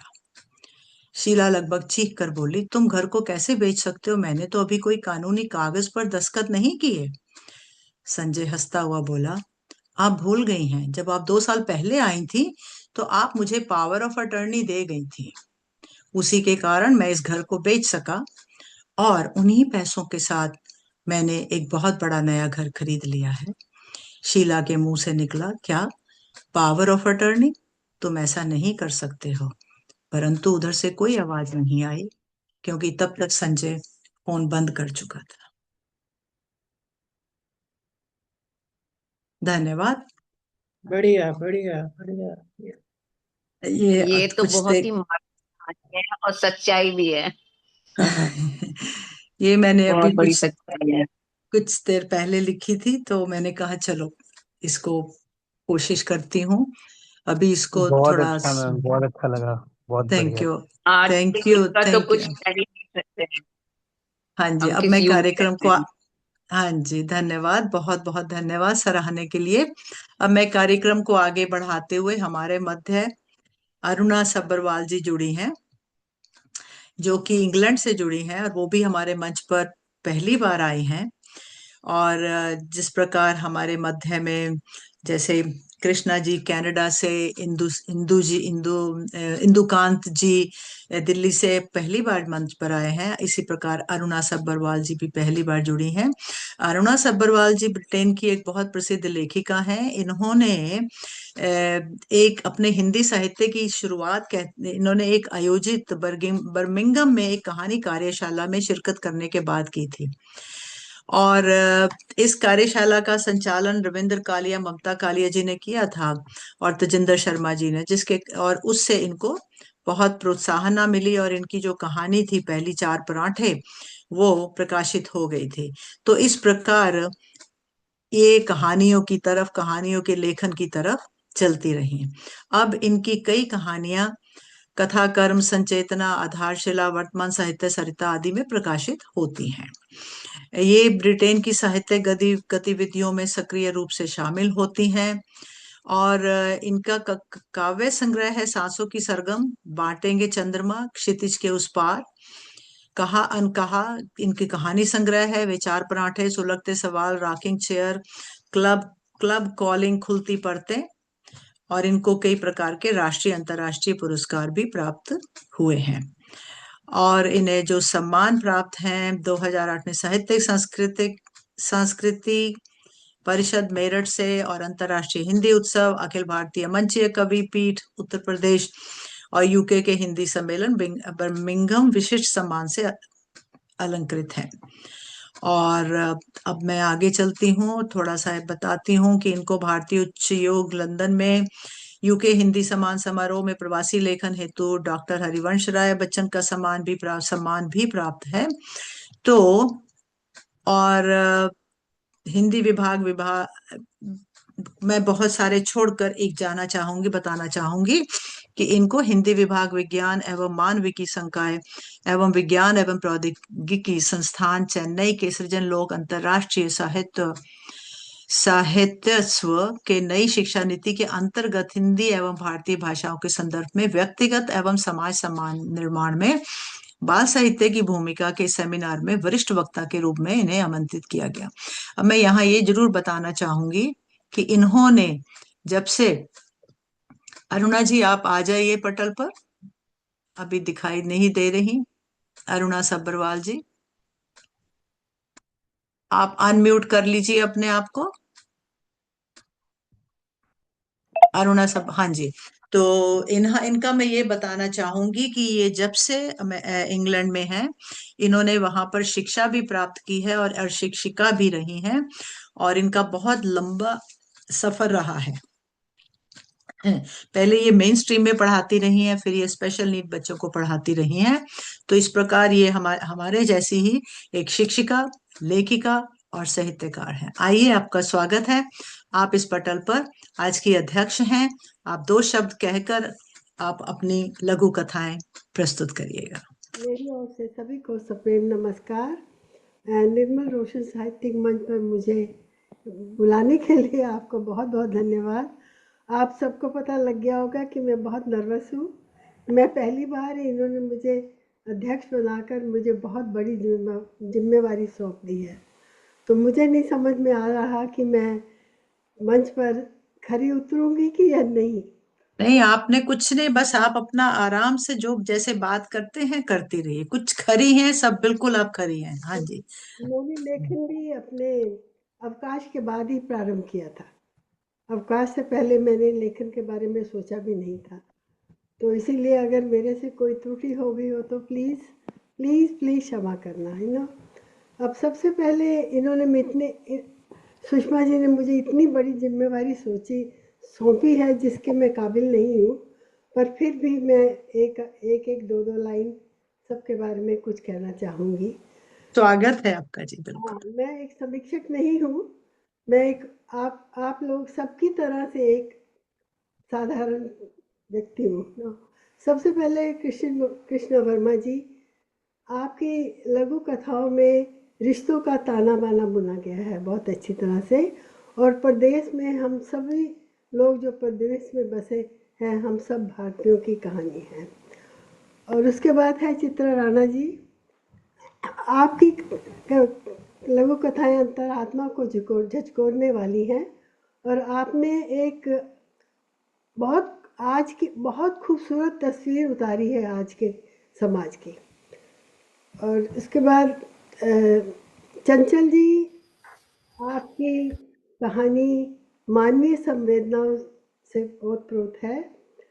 और शशि पादा जी, आपकी कहानियों को मैं इस काबिल नहीं समझती हूँ कि मैं उसके बारे में कुछ कहूँ, पर फिर भी मैं कहती हूँ कि अंदर आत्मा को झकझोर देने वाली भावुक मानवीय संवेदनाओं से ओतप्रोत कहानियाँ थी, दोनों की दोनों, और अंत तक दोनों कहानियों ने बांधे रखा है। और उसके बाद मैं सुषमा जी के बारे में क्या ही कहूँ। सुषमा जी, आपकी भी कहानियाँ भावना से ओतप्रोत, मानवीय संबंधों से रिलेटेड और बहुत मनमोहक कहानियाँ लगी हैं। तो बस सबकी कहानी एक से एक बढ़ के थी। और इंदु कांत जी के बारे में, इंदु कांत जी, आपने आज क्या खूबसूरत तस्वीर उतारी है आज के युग की, मैं यही कहना चाहूँगी। तो अब जैसे कि मुझे भी अब 2 कहानी सुनानी है, तो बिल्कुल, आपने लघु कथाएं सुनानी है अपनी, तो अच्छा, आपका स्वागत है। आप आइएगा, क्योंकि आपने चाहे छोटे रिटायरमेंट के बाद लिखना शुरू किया, लेकिन आप इतनी तेजी से आप चढ़ी हैं उस मंजिल के ऊपर जहां पर वर्षों लग जाते हैं सीखने और समझने में। हाँ मेरे जी। तो कोई काम नहीं है ना, बेटियों की शादी हो गई है, हस्बैंड तो कोई है, आप पिछले 50 साल से अकेली हूँ, तो इसलिए स- अब मेरी पहली कहानी है रेडी स्टेडी गो। रोज सुबह सुबह राशि के घर में जैसे तूफान आ जाता है, चीखना चिल्लाना, यही सिलसिला चलता है। ठोस कारण भी है और नहीं भी। बस राशि के बेटियों के लंबे लंबे बालों की समस्या रुचि है। रुचि 10 वर्ष की है और शुचि 8 की। रुचि के बाल सुलझाने या की चीखें या फिर शुचि के बाल धोते धोते शैम्पू के आंख में चले जाने की गुहारें। पूछो मत। अगर आधी शीशी शैम्पू की एक बार में ही खत्म होगी तो शैम्पू तो आंख में जाएगा ही जाएगा। राशि दोनों को कितनी बार प्यार से समझा चुकी है कि बाल कटवा लो, छोटे बालों में तुम दोनों बहुत सुंदर लगोगी। दोनों एक दूसरे की ओर देखकर मुस्कुराने लगती हैं। टस से मस नहीं होती। रुचि प्लीज समझाओ ना अपनी बहन को। कितनी बार गुहार लगाई थी माँ ने। ऐसा लगता था कि दोनों ने माँ को तंग करने की पक्की ठान रखी थी। एक बार राशि के मन में आया कि अगर वे रात को सोए सोए उनके बाल काट दे तो अगले दिन अवश्य बाल कटवा लेंगी। फिर सोचने लगी, नहीं नहीं, ये तो गलत होगा। क्या उदाहरण दूंगी मैं बच्चों को। नफरत करने लगेंगी बेटियां मुझसे। अपनी इस सोच पर उसे खुद ही शर्मिंदगी होगी। स्कूल के लिए घर से निकलते निकलते आज थोड़ी देर हो गई थी। अभी उनकी सहेली रोज को भी पिक करना था। रुचि तीनों को स्कूल लेकर जाती और रोज की मम्मी स्कूल से उन्हें वापस लेके आती थी। ऊपर से न्यूयॉर्क की सड़कों का ट्रैफिक। स्कूल पहुंचते पहुंचते 9:15 बज चुके थे। कार से उतरते ही रुचि हाथ से आधा ढका कागज माँ के सामने हस्ताक्षर के लिए रखते बोली, mum mum can you sign this consent form में please, this is for the donation. राशि जल्दी में थी। उसने डोनेशन सब सुनकर साइन कर दिए। दोनों एक दूसरे की ओर देखकर मुस्कुरा उठी। 4 बज चुके थे। राशि ने दोनों के लिए उनका मनपसंद चीज पास्ता बनाया। जैसे ही राशि ने दरवाजा खोला, उन दोनों के सर पर टोपी देखकर वह हैरान थी। रुचि को इशारे से बोली, दीदी रेडी स्टेडी गो। गो कहते ही दोनों ने टोपियां उतारी और जोर जोर से हंसती हंसती बोली, सरप्राइज सरप्राइज। दोनों ने लड़कों जैसे बाल काट देखकर माँ हैरान थी। सॉरी मॉम, प्लीज गुस्सा मत करना। हम दोनों ने अपने बाल उन बच्चों के लिए डोनेट किए हैं जिनके बाल कैंसर के कारण झड़ गए थे। रुचि स्तब्ध और निशब्द। खुशी से उसकी गालों पर आंसुओं की लकीर बहने लगी। ये मेरी पहली कहानी थी।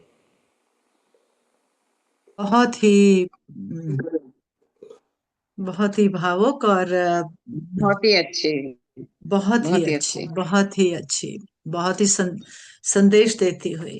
धन्यवाद हाँ, बहुत बहुत बढ़िया। अच्छा लगा मैम, बहुत बढ़िया। धन्यवाद। और दूसरी कहानी है मेरी विश्वास। अवकाश के पश्चात मैं 2 दिन हॉस्पिस धर्मार्थ संस्था लंदन में स्वेच्छा से स्वयं सेविका का काम करती हूँ। उसे लंदन में सेंट ल्यूक कहते हैं। यहाँ लोग अपनी अनचाही इस्तेमाल और नई वस्तुएं दान देते हैं। उन्हें गरीब लोग थोड़ी कीमत में खरीद लेते हैं। उस पैसों से हॉस्पिस संस्था चलती है। आज वहाँ कुछ ऐसा हुआ जिसने मेरे विश्वास को डावाडोल कर दिया। एक ग्राहक ने चीज़ें सुनते सुनते 1 घंटा लगा दिया। 1 घंटे में वो जान गई थी कि आज स्टाफ कम है, केवल मैं और मैनेजर ही थे। उस 1 घंटे में उसने मुझसे 50 प्रश्न पूछ डाले। फिर पूरा सामान उसने मेरे डेस्क पर रख दिया। मैंने टिल पर पूरी कीमत के हिसाब से स्कैन करना आरंभ किया। उसे वह रास न आया। शोर मचाती बोली, तुम मैनेजर को बुलाओ। मैं दुकान को खाली नहीं छोड़ सकती थी। मैंने सेरा को आवाज़ लगाई, उसे सुनाई नहीं दी। मैंने दरवाजे की ओर जाकर फिर आवाज़ लगाई। सेरा ने उसका हिसाब किया और वह चली गई। मैंने रसीद देखते ही सेरा से पूछा, क्या उसने नया जंपसूट नहीं लिया? लिया ना, सेरा ने कहा, पर यहाँ 5 पाउंड का तो कोई कपड़ा एंटर नहीं हुआ। मैंने कहा। सेरा जोर से हंसते बोली, तभी तो सवाल पूछकर तुम्हारा ध्यान दूसरी ओर कर रही थी। जब तुम्हारी नज़र से ओझल हुई, उसने कीमतों के लेबल बदल दिए, 5 पाउंड से 50 पैसे लगा दिए। सेरा ने बताया कि जब भीड़ होती है तो लोग बहुत चोरियां कर लेते हैं। मेरा मन बहुत विचलित हुआ। मन में अनेकों प्रश्न उठे कि लोग दान दी हुई चीज़ों की भी चोरी कैसे कर लेते हैं। कहाँ है मेरा भगवान? क्यों इंसान का और इंसानियत का इतना पतन हो रहा है? मेरा विश्वास डगमगाने लगा। 5 बजने वाले थे, दुकान बंद होने वाली थी। एक ग्राहक आई और बैग में से एक किताब देते बोली, माफ़ करना, कल मैंने 3 किताबें खरीदी थी। घर जाकर देखा तो 4 किताबें निकली। पैसे मैंने 3 किताबों के दिए थे। मैं ये किताब वापस करने आई हूँ। उसकी बात सुनकर मेरा मन गदगद हो गया। मेरा मानवता से उठा विश्वास फिर से स्थापित हो गया। भगवान भी क्या अपने न्यारे न्यारे रंग दिखाता। ये मेरी दूसरी थी। बहुत खूब। शशि जी कुछ कह रही हैं, अनम्यूट करके कहिएगा। नहीं नहीं, मैंने कहा बहुत अच्छा, जो अंत में ये बदल देती हैं सारी बात। वही वही एक अच्छी लघु कथा हम भी सीख रहे हैं। बहुत बढ़िया, हाँ बहुत बढ़िया, बधाई। लघु कथा पहले कभी हाँ लिखी नहीं है, ये हाँ पहला अटेम्प्ट है मेरा। हाँ हाँ हाँ कि मैंने सोचा लघु कथा लिखूंगी, तो this is very first attempt. हाँ, नहीं, कंग्रेचुलेशन। बहुत अच्छा, बस संदेश इतना अच्छा है कि बहुत बहुत अच्छा बहुत लगा। बहुत बढ़िया, बहुत अच्छा। और अरुणा, अरुणा जी देखिए आपने कितना अच्छा अध्यक्षता का रोल निभाया। आपने मेरा भी धन्यवाद किया, सभी सभी कथावाचकों का धन्यवाद किया। और अब हम कार्यक्रम को समापन की ओर लेकर चलते हैं। मैं देख रही हूँ पटल पर हमारे साथ अरुणा सब्बरवाल जी, शशि पाधा, नीरजा। नीरजा जी आप कहाँ से जुड़ी हैं, अगर मैं गलत नहीं बोलना चाहूंगी? मैं इंडिया से हूँ। I am sister of doctor Nalini Tandon. She gave me the reference. उन्होंने मुझे लिंक भेज दिया और पर कहा कि कहाँ, तुम इंडिया मैं में कहाँ से? प्रयागराज से हूँ। अच्छा, प्रयागराज से हूँ। प्रयागराज में है मेरे संबंध। हाँ जी, बहुत खुशी हुई। हाँ जी। हाँ और जी। हमारे, हाँ जी, अरुणा जी कुछ कह रही हैं। बिल्कुल बिल्कुल। मैंने आपका नाम तो बहुत सुना था, आज देख भी लिया। आप बहुत अच्छा लिखती हैं। शशि जी का बता रही है ना आप, है ना? हाँ हाँ, हाँ शशि हाँ वो भी हाँ। अच्छा लिखते हैं, पर आपको मैंने बहुत बार देखा है हाँ जी। अरुणा जी, अभी मैंने भारत दर्शन पर आपकी कहानियां पढ़ी, हिंदी में आपकी कहानियां पढ़ी। आप मुझे बहुत मजा आता है, आपकी कहानियां मैं पढ़ती रहती हूँ। और आप सबसे प्रेरणा लेके मैं सोच रही हूँ मैं भी कुछ लिखूं। I am a retired professor in बिल्कुल। इंग्लिश, लेकिन आप सबकी लघु कथाएं सुन सुन के लग रहा है कि मैं क्यों ना हाँ कोशिश करूं कुछ बिल्कुल। लिखने आप की। लोग मैं कार्यक्रम को समापन करके ना हम सब लोग जुड़े रहेंगे, एक दूसरे से बात भी करेंगे। तो अरुणा जी अगर तो अपने प्रोग्राम के बारे में कुछ कहना है, हाँ जी बताइए। मैंने बस यही कहना, मुझे तो 13-14 साल ही हुए लेखन में आई हुए। हाँ नहीं, बहुत, लेकिन बहुत साल में, और मैंने लघु कथा तो 4 साल भी नहीं हुए, और वो भी प्रेरणा मेरी शशि जी ही हैं।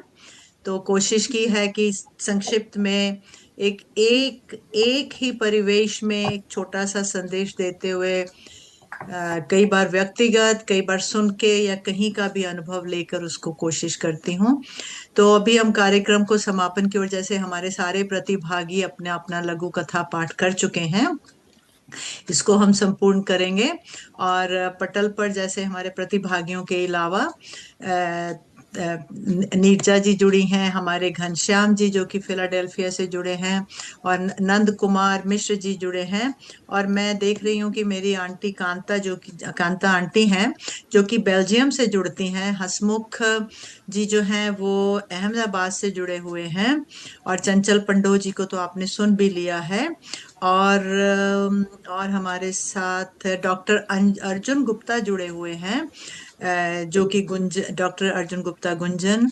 और भी अगर कोई श्रोतागण मुझे नहीं दिखाई दे रहे तो मैं उन सबका तहे दिल से धन्यवाद करती हूँ, और अपने पति डॉक्टर वेद व्यास मल्होत्रा को आमंत्रित करूंगी कि वो संक्षिप्त धन्यवाद देकर इस कार्यक्रम को समापन करें। फिर हम थोड़ी देर ऑनलाइन पे बैठ के बातचीत कर सकते हैं। बहुत बहुत धन्यवाद। हाँ जी, मैं आमंत्रित करूंगी डॉक्टर वेद व्यास मल्होत्रा जी को। मैं लघु कथा के सारे प्रतिभागियों और श्रोताओं का निर्मल रोशन साहित्यिक मंच की ओर से बहुत बहुत धन्यवाद करता हूं कि आपने अपना कीमती समय दिया और हमें बहुत ही संदेश देने वाली लघु कथाएं सुनाई। हर एक की लघु कथा में कोई ना कोई बहुत अच्छा संदेश था। तो मुझे सब लघु कथाएं बहुत अच्छी लगी। आपका बहुत बहुत धन्यवाद, आपने अपना समय दिया और निर्मल रोशन साहित्यिक मंच को प्रोत्साहित किया।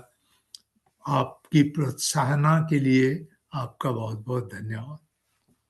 नमस्कार। मैं आपका धन्यवाद कर देती हूँ कि आप मुझे बहुत सहायता तो करते ही हैं, मेरे साथ रहते हैं।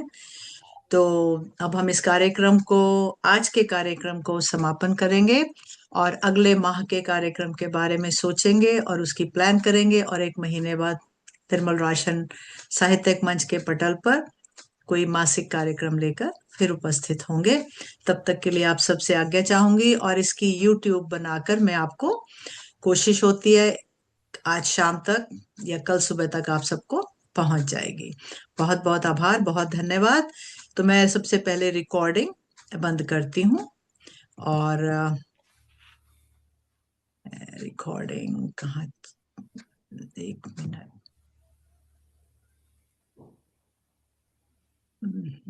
Stop recording.